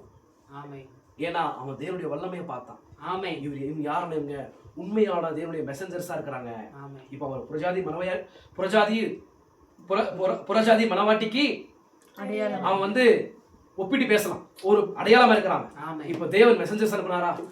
எஸ் பேக் மெசஞ்சர்ஸ் அனுப்பும்போது அவன் ரட்சிப்புக்குள்ள வந்தாங்க. விசுவாசிக்கிறீங்களா? எத்தனை பேர் விசுவாசிக்கிறீங்க? இப்போ அவர்கள் மூலமாக தேவனுடைய வல்லமையை கண்ணில் பாக்குறாங்க. யாரு? அவர்கள் மூலமாக தேவனுடைய வல்லமையை வந்து என்ன பண்றாரு, அவரு கண்ணில் பார்க்கிறார். இப்பொழுது நீங்க கவனித்தீர்களா? இன்று நீங்கள் நானும் பெரும்பாலும் எல்லா ஊழியக்காரர்களும் அது மற்றவர்கள் நாம் எப்போதுமே ஒரு நபரிடம் எதை செய்யக்கூடாது என்று கூறவே முயற்சிக்கிறோம். என்ன பண்றோம்? நம்ம இப்ப எங்காச்சும் போறோம், இப்ப ஒருத்தர் தண்ணடிக்கிறாங்க, ஒருத்தர் தண்ணடிக்கிறான் இல்லைங்களா? தண்ணடிக்கிறான், ஒருத்தர் வந்து அன்ஸ் போடுறான், ஒருத்தர் வந்து ட்ரிங்க்ஸ் பண்றான், ஒருத்தர் வந்து என்னது சிகரெட் குடிக்கிறான், இன்னொருத்த வந்து சூதாட்டம் ஆடுறான், இன்னொருத்த வந்து விபச்சாரம் செய்யறான். நம்ம என்ன பண்றோம், குறிப்பிட்ட அந்த காரியத்தை செய்யாதன்ற மாதிரி அட்வைஸ் பண்றோம். நம்ம என்ன பண்றோம், அந்த காரியத்தை செய்யாத, அந்த மாதிரி கெட்ட காரியத்தை செய்யாதன்ற மாதிரி நம்ம என்ன பண்றோம், அட்வைஸ் பண்றோம். ஆனா அது மேட்டர் இல்ல, அது ஒரு பெரிய காரியம் இல்லைன்ற மாதிரி சொல்றாரு. இங்க பாருங்க, எப்போதுமே ஒரு நபரிடம் எதை செய்யக்கூடாது என்று கூறவே முயற்சிக்கிறோம். நாம் இப்பொழுது நீ புகைப்பிடிப்பதை விட்டுவிடு, பொய் பேசுவதை விட்டுவிடு, திருடுவதை விட்டுவிடு, உன்னுடைய இதை அல்லது அதை விட்டுவிடு என்று கூறுகிறோம். இப்பொழுது அந்த மனிதன் கேட்டது அதுவல்ல. அவன் நான் ரட்சிக்கப்படுவதற்கு எதை விட்டுவிட வேண்டும். அப்போ நம்ம என்ன பண்றோம்னா, இந்த மாதிரி சிகரெட் குடிக்காத, திருடாத, பொய் பேசாதன்ற மாதிரி தான் சொல்றோம். ஆனா நீங்க அதெல்லாம் செய்யாதீங்க. அதெல்லாம் செய்யாம உங்க வாழ்க்கையை வந்து வெளிச்சமாய் காட்டுங்க. உங்க வாழ்க்கைய வெளிச்சமாய் காட்டுங்க, அது வேலை செய்யன்றாரு. சொல்ல புரியுதா? உங்க வாழ்க்கையை வந்து என்ன பண்ணுங்க, நீங்க பிரியமான சகோதரே சகோதரியே, உங்களுடைய வாழ்க்கையை வந்து வெளிச்சமாய் காட்டுங்க, பிரயோஜனமாய் காட்டுங்க, தேவனை காட்டுங்க, மற்றவர்களுக்கு தாக்கத்தை ஏற்படுத்துற மாதிரி ஒரு பரிசுத்தத்தை காட்டுங்க, ஒரு எளிமையை காட்டுங்க, ஒரு கனிவை காட்டுங்க. ஒரு ரெஸ்பெக்டை காட்டுங்க. அப்படி காட்டும் போது அது தாக்கத்தை ஏற்படுத்தி என்ன பண்ணாது, நீங்க சிகரெட் குடிக்காதீங்க, நீங்க வந்து திருடாதீங்க, பொய் பேசாதீங்க, நீங்க உபச்சாரம் செய்யுங்கிற மாதிரி சொல்றீங்களா, அதெல்லாம் நீங்க சொல்லாமலேயே அவனே வந்து என்ன பண்ணுவான், நான் ரட்சிப்படையும் நான் என்ன செய்யணும்னு கேட்பான்.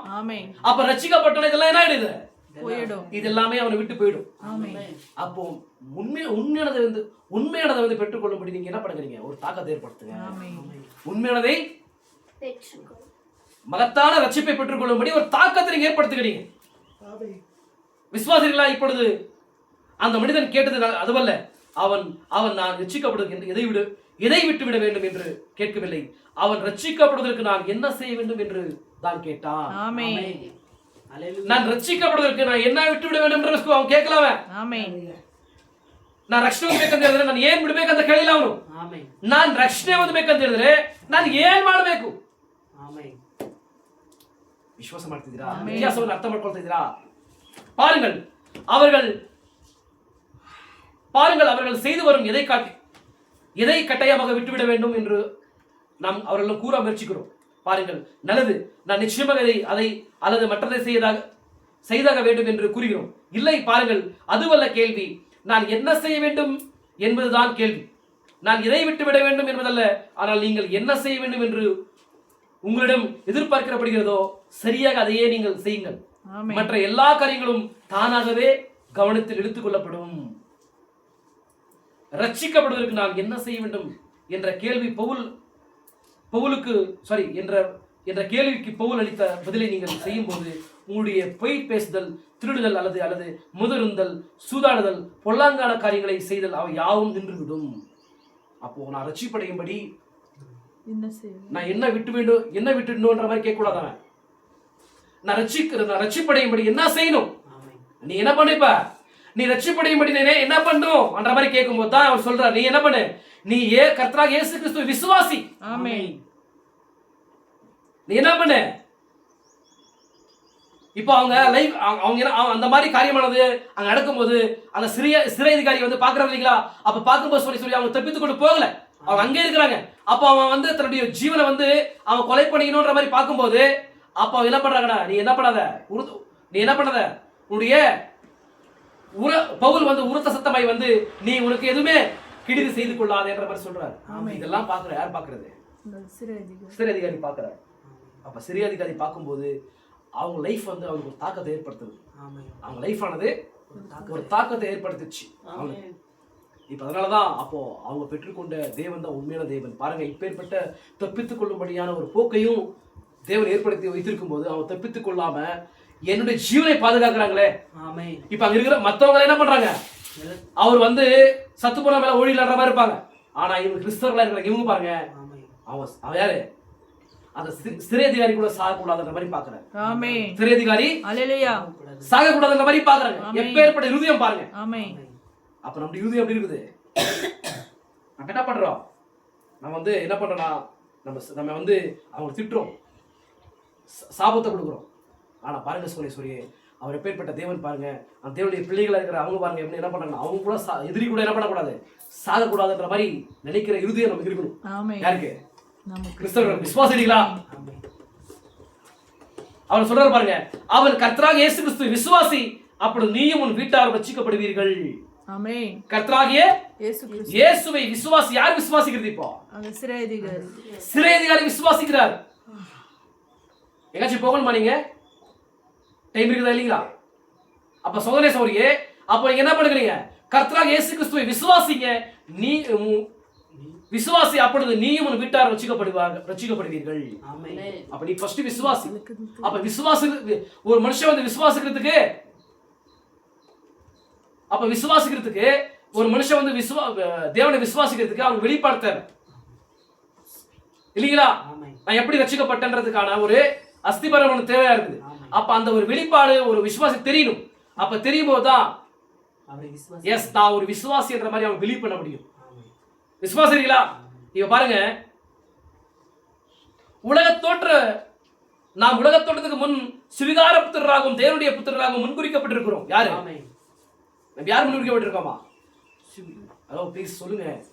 நாம் உலக தோற்றத்துக்கு முன்பு நாம் உலக தோற்றத்துக்கு முன் சுவிகார புத்திரராகவும் தேவனுடைய புத்திரராகவும் முன்குறிக்கப்பட்டிருக்கிறோம் என்று வேதம் கூறுகிறது. அப்படியானால் தேவன் தமது தன்மைகளை நிரூபிப்பதற்கென உலக தோற்றத்துக்கு முன்பு தமது சிந்தையில் ஆட்டுக்குட்டியானவரை கொன்றபோது ஆட்டுக்குட்டியானவர் அடிக்கப்பட்ட போது நாமும் அவருடன் கூட அடிக்கப்பட்டோம். உலக தோற்றத்துக்கு முன்பு அவருடைய சிந்தையில் ஆட்டுக்குட்டியானவருடைய ரத்தம் வந்தபோது என் பேரும் உங்களுடைய பேரும் அப்பொழுது புஸ்தகத்தில் எழுதப்பட்டு விட்டது. உலக தோற்றத்துக்கு முன்பாகவே தேவன் கிறிஸ்துவை தெரிந்து கொள்ளும் போது கிறிஸ்துவை தேவன் சிந்தையிலே அடிக்கும் பொழுது அந்த கிறிஸ்துவின் ரத்தத்துல நம்முடைய பேர்களை தேவன் பார்க்கிறார். விசுவாசீங்களா? அப்போ ஒரு மனுஷன் ரட்சிக்கப்படணும், மீட் படையணும்னா அப்போ தேவன் ஏற்படுத்தின அந்த கிருபாதார பலியை அங்கீகரிக்கணும். நான் சொல்றது புரியுதா உங்களுக்கு? தேவன் ஏற்படுத்தின அந்த கிருபாதார பலியை என்ன பண்ணணும்? அங்கீகரிக்கணும், அதை விசுவாசிக்கணும். இது எனக்காக அளிக்கப்பட்ட கிருபாதார பலி, எனக்காக தேவன் உலகத்தோட்டுக்கு முன்பாக அடிக்கப்பட்ட வண்ணமா இருக்கிற ஆட்டுக்குட்டி என்ற மாதிரி விசுவாசிக்கும் போது அப்பதான் ஒரு மனுஷன் என்ன பண்ண முடியும்? ரட்சிப்படைய முடியும். புரியுதா உங்களுக்கு? நான் சொல்றது புரியுதா உங்களுக்கு? இப்ப அந்த ஒரு வெளிப்பாடு யாருக்கு தேவையா இருக்குது? எஸ், சிறை அதிகாரி தேவையா இருக்குது. ப்ளீஸ் இங்க இருங்க, வேற எங்க போகாதீங்க, என்ன டென்ஷன் படுத்தாதீங்க. விசுவாசிக்கிறீங்களா? அப்ப சிறை அதிகாரிக்கு என்ன வேணும்? எஸ், நீ கர்த்தராகிய இயேசு கிறிஸ்துவை விசுவாசி. யாரை விசுவாசிக்கணும்? அந்த கிருபாதார பலியை விசுவாசி. அந்த கிருபாதார பலியை விசுவாசி. தேவன் ஏற்படுத்தின அந்த ஒரு மார்க்கத்தை வழியை விசுவாசி. அப்போ நீயும் உன் வீட்டார் ரட்சிக்கப்படுவீங்க. அப்போ சோமனேஸ்வரியே, உன்னுடைய நீ இங்க இன்னொரு விஷயத்தை சொல்றா. கர்த்தர் ஸ்தோத்திரம். இவ்வளவு நேரம் நான் வேற மாதிரி உங்களுக்கு பிரசங்கித்தேன். இப்ப பாருங்க, உன்னுடைய லைஃப் எக்ஸாம்பிளா இருக்கணும். ஆனா நீ ரட்சிக்கப்பட்டிருக்கிறதாலும் குடும்பத்தை யாரும் ரட்சிக்கப்பட முடியாது. புரியுதா உங்களுக்கு? நீங்க ரட்சிக்கப்பட்டிருக்கீங்களா? நீங்க ரட்சிக்கப்பட்டிருக்கிறதுனால மத்தவங்க குடும்பத்துல ரட்சிக்கப்படணுன்ற மாதிரி விரும்புறோம். ஆனா அவங்க ரட்சிக்கப்பட மாட்டாங்க. ஏன்னா அவங்களுக்கு விசுவாசம் இல்லை. உங்களுக்கு விசுவாசம் இருக்குது. அப்போ உன்னுடைய விசுவாசத்துல என்ன பண்ணலாம்? எஸ், அவங்கள ரட்சிப்புக்குள்ள கொண்டு வரலாம். எப்படின்னா, உனக்கு அந்த தகன பலியின் ரகசியம் தெரிஞ்சிச்சு. உனக்கு தேவனுடைய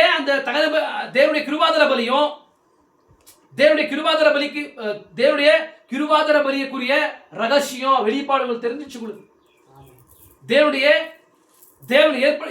தேவன் தம்மோட கூட ஐக்கியப்படும்படி, தம்மோட கூட இணையும்படி, அந்த எழுந்து போன ஸ்தானத்தை மறுபடியும்படி ஏற்படுத்தின அந்த வழியை ஒரு மனுஷன் தெரிந்து கொள்ளும் போது என்ன பண்ண முடியும்? அந்த ரகசியத்தை அறிந்து கொள்ள முடியும். இப்ப அவன் என்ன பண்ண முடியும்? அவன் விசுவாசிக்க முடியும். ஓ, இது எனக்காக அடிக்கப்பட்ட ஆட்டுக்குட்டி. நான் என்ன பண்றேன்? அந்த பலியோட தேவனோட ஒப்புரவாகிறேன். ரத்தம் இல்லாம தேவனோட பேச முடியாது இல்லைங்களா?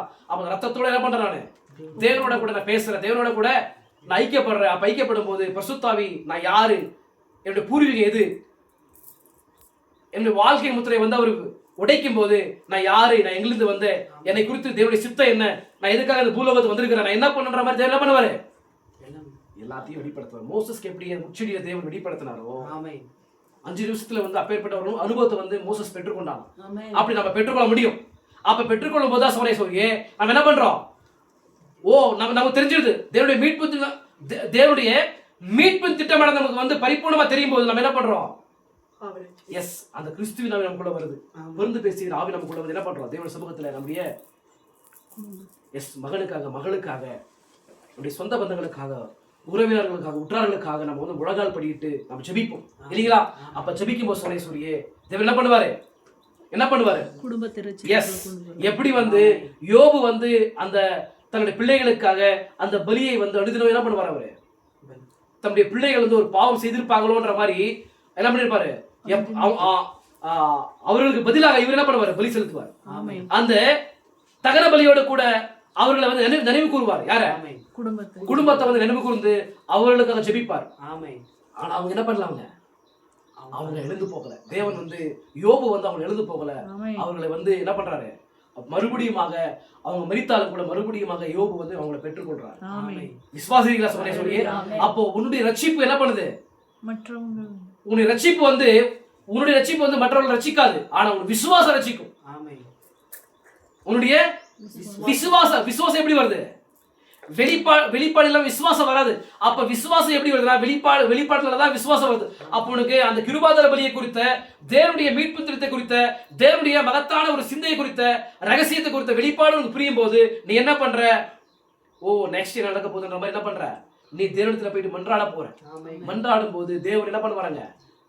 எஸ், உனக்கு கொடுத்த ரட்சிப்பையும் அவர்களுக்கு கொடுப்பார். நீ பெற்றுக்கொண்ட ரட்சிப்பையும் அவர்கள் என்ன பண்ணுவாங்க?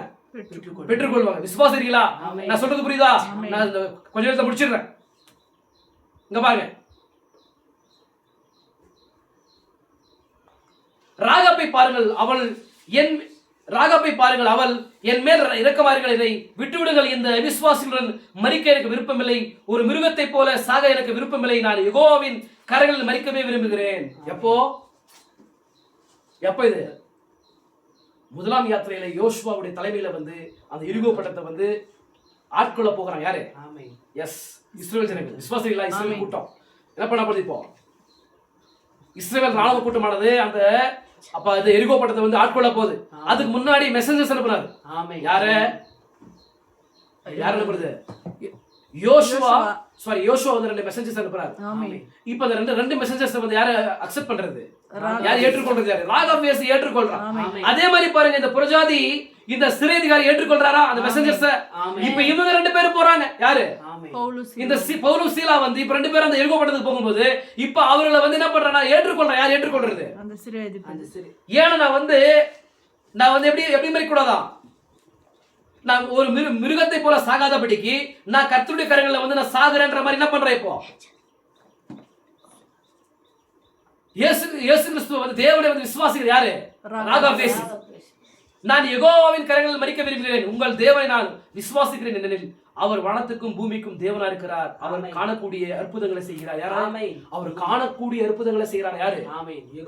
ஏன்னா அந்த முதலாம் யாத்திரையில வந்து அந்த எகிப்து தேசத்தை வந்து பார்வோனின் சேனையை வந்து கொலாப்ஸ் பண்ணி என்ன பண்றாரு? 10 அற்புதங்களை செய்து அவர்களை விடுவித்து கொண்டு வரும்போது இந்த சங்கதி எல்லாமே எங்க போகுது? ஸ்ப்ரெட் ஆகுது. இந்த சங்கதி எல்லாமே அநேக தேசங்களுக்கு வந்து இந்த சங்கதிகள் வந்து தெரியும் போது இந்த சங்கதிகளை வந்து யாரு கேக்குறது? ராகாபேசியும் கூட என்ன பண்றா? தூரத்துல இருந்து கேள்விப்படுறா. கேள்விப்படுறதுனால விசுவாசம் வருது. என்னது?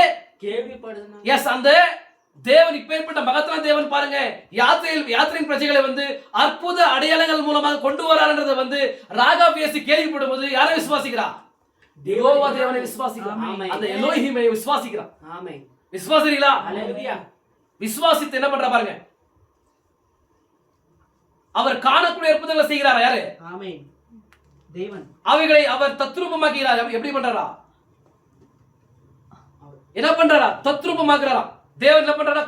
அந்த காரியங்களை வந்து கண்கள்ல பாக்குற மாதிரி, நம்ம கண்கள்ல பாக்குற மாதிரி தத்ரூபமா என்ன பண்றாரா? செய்றார். எஸ், காரியங்களை செய்றார். விசுவாசிக்கிறீங்களா? அவர் இவைகளை செய்வதை நான் காணவில்லை, இருப்பினும் அதை நான் விசுவாசிக்கிறேன். யாரு சொல்றது? யார் சொல்றது? யார் சொல்றது? நான் வந்து நான் காணவில்லை, இருப்பினும் அதை நான் விசுவாசிக்கிறேன் என்று யார் சொல்றது? ராகாப் சொல்றான், மனவாட்டி சொல்றான். நான் என்ன பண்ணேன்? ஒரு காலத்துல ப்ராஃபிட் மூலமாக, மோசை மூலமாக நீங்க யாத்திரையின் பிரஜைகளை கொண்டு வரும்போது மகத்தான காரியங்களை செய்து தேவன் கொண்டு வந்தார். அற்புதங்களை வந்து தத்துவமா வெளிப்படுத்தல. ஆனா நான் வந்து அதை பார்க்கல, கண்ணில் பார்க்கல, கேள்விப்படுறேன். ஆனா நான் விசுவாசிக்கிறேன். யார் சொல்றது? ராகாபேஸ். நம்ம யாரா இருக்கிறோம்? ராகாபேசிக்கு வந்து ப்ராஃபிட் வந்து புறஜாதி மனவாட்டியை வந்து ஒப்பிடுறார். நம்ம யாரா இருக்கிறோம்? ராகாபேசியா இருக்கும். நம்ம என்ன பண்றோம்? விசுவாசிக்கிறோம். காதுல கேட்கறதுனால விசுவாசிக்கிறோம். சங்கதிகளை வந்து ப்ராஃபிட் மூலமாக தேவன் மகத்தான காரியங்களை செஞ்சார்ன்றதை வந்து சொல்றதுனால விசுவாசிக்கிறோம். விசுவாசிக்கிறீங்களா? பாருங்கள், அவள் யோசுவை கண்டதில்லை, அவனை குறித்து கேள்விப்பட்டிருக்கிறாள். அவள் தேவனை கண்டதில்லை, அவளுடைய கிரியைகள் ஒன்றையும் கண்டதில்லை, அவைகளை குறித்து கேள்விப்பட்டிருக்கிறாள். மற்றவர்கள் அதை கண்டிருந்தனர். அவள் எனக்கும் என் தகப்பனுக்கும் என் தாய்க்கும் தயவு செய்யுங்கள். எனக்கு கேட்கறதுனால விசுவாசம் வந்து அவர்தான் மெய்யான தேவன்றதை விசுவாசிச்சு இப்ப என்ன பண்றா? அந்த மெசஞ்சர்ஸ் கிட்ட தயவை கேட்கிறா. நீங்க என்ன பண்ணுங்க? நீங்க வரும்போது நீங்க என்னுடைய குடும்பத்திற்கு தயவை பாராட்டுங்கன்ற மாதிரி கேட்கிறா. என்ன சொல்றா? நீங்க இந்த பட்டத்தை வந்து ஆட்கொள்ளும் போது நீங்க ஆட்கொள்ளும் போது எங்களுக்கு தயவை பாராட்டுங்கன்ற மாதிரி கேட்கிறா. என் தகப்பனுக்கும் என் தாய்க்கும் தயவு செய்யுங்கள். என் பெற்றோர் இருவரும் முதிர் வயதுள்ளவர்கள், விடமானவர்கள். எனக்கு சில சகோதரர் உண்டு, அவர்களுக்காகவும் நான் விசுவாசம் கொண்டிருக்கிறேன். நான் சொன்னீங்களே இப்போ.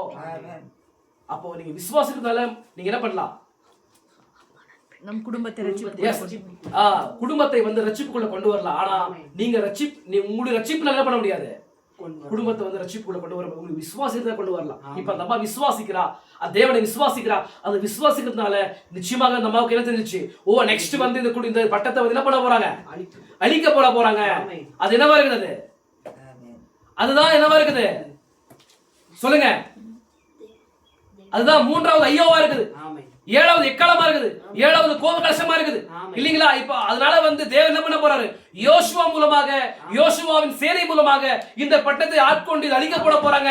இப்ப அழிக்கப்படும் போது அந்த மாதிரி தெரிஞ்சிச்சு. யார் தெரிஞ்சிச்சு? அந்த ரகசியம் தெரிஞ்சிச்சு. அந்த மெசேஜஸ் சொல்லிட்டாங்க. இப்ப அந்த மெசேஜஸ் விசுவாசத்தை என்ன சொல்லுது? நான் என்ன பண்றேன்? எனக்கு கொஞ்சம் டைம் கொடுங்க, தெய்வத்தை பாராட்டுங்க. என் சொந்த பந்தங்கள் இருக்கிறாங்க, என்னுடைய சொந்த பந்தங்கள் இருக்காங்க, உறவினர்கள் உற்றார்கள் இருக்கிறாங்க. அவங்க எல்லாம் என்ன பண்றேன்? என் வீட்டுக்குள்ள கொண்டு வரேன். இந்த விசுவாசத்தின் இந்த விசுவாச ஐக்கியத்துக்கு கொண்டு வரன்ற மாதிரி கேட்கலாம். விசுவாசீங்களா? அந்த வேவுக்கார பிரசங்கிகள் அவரிடம், ஆம், யோசுவா வெளியில் வந்து கொண்டிருக்கிறார், நாங்கள் இத்தேசத்தை கைப்பற்றுவோம், அவர்கள் ரட்சிக்கப்பட வேண்டும் என்று நீ விரும்பினால் அவர்களை உன் வீட்டுக்கு கொண்டு வர வேண்டும். என்ன பண்ணும்? உன் வீட்டுக்கு கொண்டு வர வேண்டும். விசுவாசீங்களா என்றார். அல்லேலூயா. இதை நீ விசுவாசித்தால் அவர்கள் அழைத்து வந்து உன் வீட்டுக்குள் வை. அவர்கள் தெருக்களில் இருந்தால் அதற்கு நாங்கள் பொறுப்பல்ல. என்ன பண்ணுவீங்க? நீங்க வேண்டிக் கொள்றீங்களா? உங்க பிள்ளைகளுக்காக நீங்க வேண்டிக் கொள்றீங்க. ஏன்னா இந்த உலகமானது ஏழாவது எக்காலத்தினால ஃபயர்னால அழிக்கப்பட போதுன்ற மாதிரி விசுவாசிக்கிறீங்களா? விசுவாசிக்கும் போது என்ன பண்ணும்? உன் பிள்ளைகளை வந்து வீதியில விடக்கூடாது. இந்த என்ன பண்ணும்? உன் லைஃப் என்ன பண்ணும்? அவங்களை மாற்றி நீங்க என்ன பண்ணும்? இந்த வீட்டுக்குள்ள கொண்டு வரணும். அந்த ரட்சிப்புங்கிற அந்த ஒரு சொல்லுங்க, அந்த வீட்டுக்குள்ள கொண்டு வரணும். சொல்லுங்க, புரியுதா? அப்படி வீட்டுக்குள்ள வரும்போது என்ன பண்ண முடியும்? நான் வந்து அவங்கள என்ன பண்ண முடியும்? நாங்க வந்து இந்த பட்டத்தை மேற்கொள்ளும் போது அவங்கள வந்து நாங்க வந்து பாதுகாக்க முடியும். அப்படி வெளியே இருந்தாங்கன்னா பாதுகாக்க முடியாது. இப்போ யார் வந்திருக்காரு? சுப்ரீம் ஜட்ஜ் வந்திருக்காரா? சுப்ரீம் ஜட்ஜ் வந்திருக்காரா? ஒரு நியாயாதிபதியா வந்திருக்காரா? இப்போ ரத்தம் இல்லாத இடத்துல என்ன பண்றாரு? இப்போ எங்கெல்லாம் ரத்தம் இல்லையோ அங்க அடிக்கிறாரு. நீங்க நினைக்கலாம் சோரே, நான் என்ன பண்றேன்? நான் அந்த பெருமை பாராட்டுறேன், பெருமை கூடுறேன். ஏன்னா நான் வந்து ஒரு நாள் உங்களை என்ன பண்றேன்? ரத்தத்துக்கு வைக்கிறேன். என் சொந்த பந்தங்களையும் என் ரத்த சம்பந்த என் கூட பிறந்த தம்பிகளையும் தங்கச்சிகளையும் என்னுடைய உறவினர்கள் உற்றார்கள் கிராமத்தில் இருக்கிற ஒவ்வொருத்தர் என்ன பண்றேன்? நான் ஒவ்வொரு நாளும் நான் வந்து கிறிஸ்துவின் ரத்தத்துக்கு வைக்கிறேன். ஏன்னா கிறிஸ்துவின் ரத்தமானது நம்ம என்ன பண்ணுது? பாதுகாக்குது. அங்க ரத்தம் இல்லைன்னா சங்காரத்தை என்ன பண்றாரு? அழித்து போடுது. சங்காரத்துடன் வந்து கொல்றாரு. எகிப்துல வந்து யாருடைய வீட்டுகள் மேல நிலைக்கால்கள் மேல ரத்தம் இல்லையோ அந்த வீட்டுல என்ன பண்ணாரு? அவரு அழித்து போட்டாரு, மரணத்தை கொடுத்தாரு இல்லீங்களா? இப்ப அப்படி இருக்கும்போது சோரியே இப்ப சுப்ரீம் சர்ச்சாக அதே தேவன் சங்காரத்துடன் இறங்கி வந்திருக்கிறாரு. கிருபையா கர்த்தர் ஸ்தோத்திரம் பண்ணாரு. எங்கெல்லாம் ரத்தம் இல்லையோ அவர் என்ன பண்ணுவார்? அவரு எல்லாம் அழித்து போடுவார். அதனாலதான் சோரியே இப்ப இந்த பூமியில பார்க்கும்போது யுத்தங்கள் நீங்க கேக்குறீங்களா? யுத்தங்கள் செய்தியில கேக்குறீங்க. எங்கெல்லாம் ரத்தம் இல்லையோ அங்கெல்லாம் என்ன தேவன் பண்ணிட்டு இருக்காரு? கொலோஸ் பண்ணிட்டு இருக்காரு. ரியல் உண்மைதான். எங்கெல்லாம் ரத்தம் இல்லையோ, எங்கெல்லாம் ரத்தம் இல்லாத இடங்கள் இருக்கின்றதோ அங்கெல்லாமே தேவன் என்ன பண்ணிட்டு இருக்காரு? சஞ்சரித்து என்ன பண்றாரு? இப்போ கொலை செய்து கொண்டிருக்கிறாரு. இப்ப பாருங்க, இன்றைக்கு இருக்கிற இப்ப நம்ம பாக்குறோம் ரோட்ல சின்ன எப்படின்னா அப்பெல்லாம் ரொம்ப சாகுறது ரொம்ப ரேர் இல்லைங்களா? இப்பெல்லாம் சின்ன விஷயத்துக்கெல்லாம் சாகுறாங்க. சின்ன விஷயத்துக்கு சாகுறாங்க. ஆக்சிடென்ட் சாதாரணமாக ஆக்சிடென்ட் நடக்குது. சாதாரணமா நினைக்கிறாங்க. சாதாரணமா ஒரு மனுஷன் வந்து ஆக்சிடென்ட் ஆயிட்டா சாதாரணமா போயிட்டே இருப்பாங்க. ஏன்னா வேல்யூ இல்ல. ஒரு மனுஷனுக்கு இப்ப என்ன இல்ல? இப்போ வேல்யூ இல்ல, அதிகமா கொடுக்க மாட்டேங்கிறாங்க.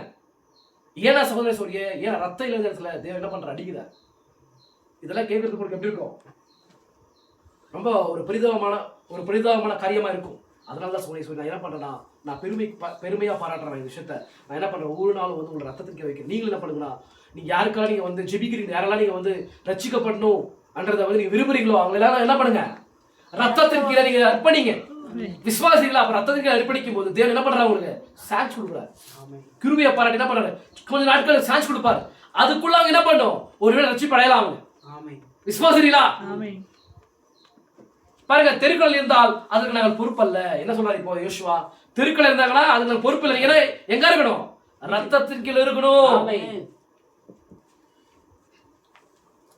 அவர்களை நீ வீட்டிற்குள் கொண்டு வந்து விட்டால் நாங்கள் பொறுப்பாளிகளாய் இருப்போம். அல்லேலூயா. அந்த சிறு சிகப்பு நூல் அந்த ஜன்னலிலிருந்து தொங்க வேண்டியதா இருந்தது. அவர்கள் நீ வீட்டிற்குள் கொண்டு வந்து விட்டால் நாங்கள் பொறுப்பாளியா இருப்போம். நீ என்ன பண்ணுவோம்? அங்க ரத்தம் இருக்குது. அந்த கயிறு தான் ரெட், அதாவது சிகப்பு கயிறு. அது அந்த சிகப்பு கயிறு தான் ஒரு அடையாளமா இருக்குது. அதுதான் ஒரு டோக்கனா இருக்குது நமக்கு. விசுவாசிக்கிறீங்களா? அதுதான் நமக்கு என்ன இருக்குது? டோக்கனா இருக்குது, ரத்தமா இருக்குது, ஒரு முத்திரையா இருக்குது. இப்ப அந்த முத்திரையின் கீழே வந்துடுங்க. அந்த முத்திரையின் கீழே நீங்க வந்துட்டீங்கன்னா நாங்க பொறுப்பா இருப்போம். உங்களுக்கு உங்க ஜீவனை வந்து உங்க ஜீவனை வந்து நாங்க என்ன பண்றோம்? பாதுகாக்கிறோம். அப்படி அந்த அந்த அந்த அடையாளத்துக்கு நீங்க வரலனா நாங்க பொறுப்பாளிகள் அல்ல. அந்த வீட்டுக்குள்ள நீங்க வரலனா, ஏன்னா வீட்டுக்குள்ள என்ன இருக்குது? அந்த அந்த விண்டோஸ்ல என்ன இருக்குது? சிவப்பு கயிறு இருக்குது. ரெட் என்ன இருக்குது? என்ன சொல்றாங்க? ரெட் ராஃபா, ரெட் ரோப் இருக்குது. விசுவாசிக்கிறீங்களா? இப்ப அதான் ஒரு அடையாளம், கிறிஸ்துவுக்கு அடையாளமா இருக்குது, ரத்தத்துக்கு அடையாளமா இருக்குது, ஒரு முத்திரையா இருக்குது. அப்படி இருந்தா மாத்திரம் தான் நாங்க என்ன பண்றோம்? உங்களுக்கு வந்து பொறுப்பா இருக்கிறோம். நாங்க வந்து காப்பாற்றக்கூடியவர்களா இருக்கிறோம். அவங்க வெளியே இருந்தாங்கன்னா நாங்க என்ன பண்ண முடியாது. நாங்க அது பொறுப்பாளிகள் இல்லைன்ற மாதிரி சொல்றாங்க. அன்பார்ந்த சகோதர சகோதரியை நீங்க என்ன பண்ணணும்? இப்போ நீங்க என்ன பண்ணும்? உங்க லைஃப் மூலமாக நீங்க என்ன பண்ணும்? உங்க சொந்த பந்தங்களையும், உங்க உறவினர்களை, உற்றார்களையும், உங்க பிள்ளைகளையும், உங்களுடைய குமாரர்களை என்ன பண்ணுங்க? அந்த விசுவாச அடையாளத்தின் கீழே கொண்டு வாங்க. அந்த ஒரு ரத்தத்தின் கீழே கொண்டு வாங்க. ஒவ்வொரு நாளும் ஒப்பு கொடுங்க. கண்டிப்பா அதை என்ன பண்ணுவாரு? யோபுவின் பிள்ளைகளை எப்படி ரட்சிப்புக்குள்ள கொண்டு வந்தாரோ அதே போல உன் பிள்ளைகளை கூட கொண்டு வருவார். விசுவாசிங்க. அவிசுவாசிங்க. கண்டிப்பா என்ன ரட்சித்த தேவன் என் பிள்ளைகள் ரட்சிப்பார்ன்றத விசுவாசிங்க. ஜெபிங்க. விசுவாசிங்களா? சகோதரரே, நமக்கு அன்பார்ந்தவர்களை விசுவாச விட்டாரை இந்த வீட்டிற்குள் கொண்டு வர வேண்டிய நேரம் ஒன்று உண்டென்றால் அது இன்றைக்கே. அது இன்றைக்கே. விசுவாசிங்களா? அவர்களை உள்ளே கொண்டு வாருங்கள். ஏனெனில் ஒரு பலத்த அதிர்ச்சி வரப்போகிறது. ஒரே பலத்த அதிர்ச்சி வரப்போகிறது. எதுமா சகோதரி, அன்பார்ந்த சகோதரி தேரே சொல்லுமா? எதுமா வரப்போகுது? 7வது எக்காலம் வரப்போகுது. 3வது ஐயோ விடிப்பட போகுது. விசுவாசிக்கிறீங்களா? நமது தகப்பன்மார்களும் தாய்மார்களும் சகோதரரும் சகோதரிகளும் இந்த வீட்டில் மாத்திரமே பாதுகாப்பா இருப்பார்கள். இங்கதான் பாதுகாப்பா இருக்க முடியும். கிறிஸ்துவுக்குள்ள இருந்தா மாத்திரம் தான் பாதுகாப்பு. ஏன்னா கிறிஸ்து கண்மலையா இருக்கிறார். கண்மலையா இருக்கும்போது நம்ம என்ன பண்ணலாம்? தப்பித்துக் கொள்ளலாம். ஒரு ஃபயர் வரும்போது அந்த கண்மலை நமக்கு என்ன பண்ண முடியும்? பாதுகாப்பு கொடுக்க முடியும். விசுவாசிங்களா? ஏனெனில் தேவனுடைய வல்லமை இந்த நாட்டை மீண்டும் ஒரு முறை குலுக்க போகிறது. எந்த நாட்டை? அமெரிக்காவை சொல்றாரு. ஆனா ஒட்டுமொத்தமா இந்த உலகத்தையே குலுக்க போகுது. ஒட்டுமொத்தமா இந்த உலகத்தையே வந்து ஒரு நல்ல பண்ண போகுது, குலுக்க போகுது. அது அவிதம் செய்ய போகின்றது. விசுவாச வீட்டர் மாத்திரமே காக்கப்படுவார். விசுவாச வீட்டர் மாத்திரமே, அடையாளத்தின் கீழே இருக்கிறவங்க மாத்திரமே காக்கப்படுவார்கள். தேவன் ஆசீர்வதிப்பாராக. கண்டிப்பா உங்களுக்கு செய்தி வந்து ரொம்ப பிரயோஜனமா இருக்குன்ற நான் விசுவாசிக்கிறேன். எல்லாரும் முழங்கால் பற்றி ஜெபிக்கலாம்.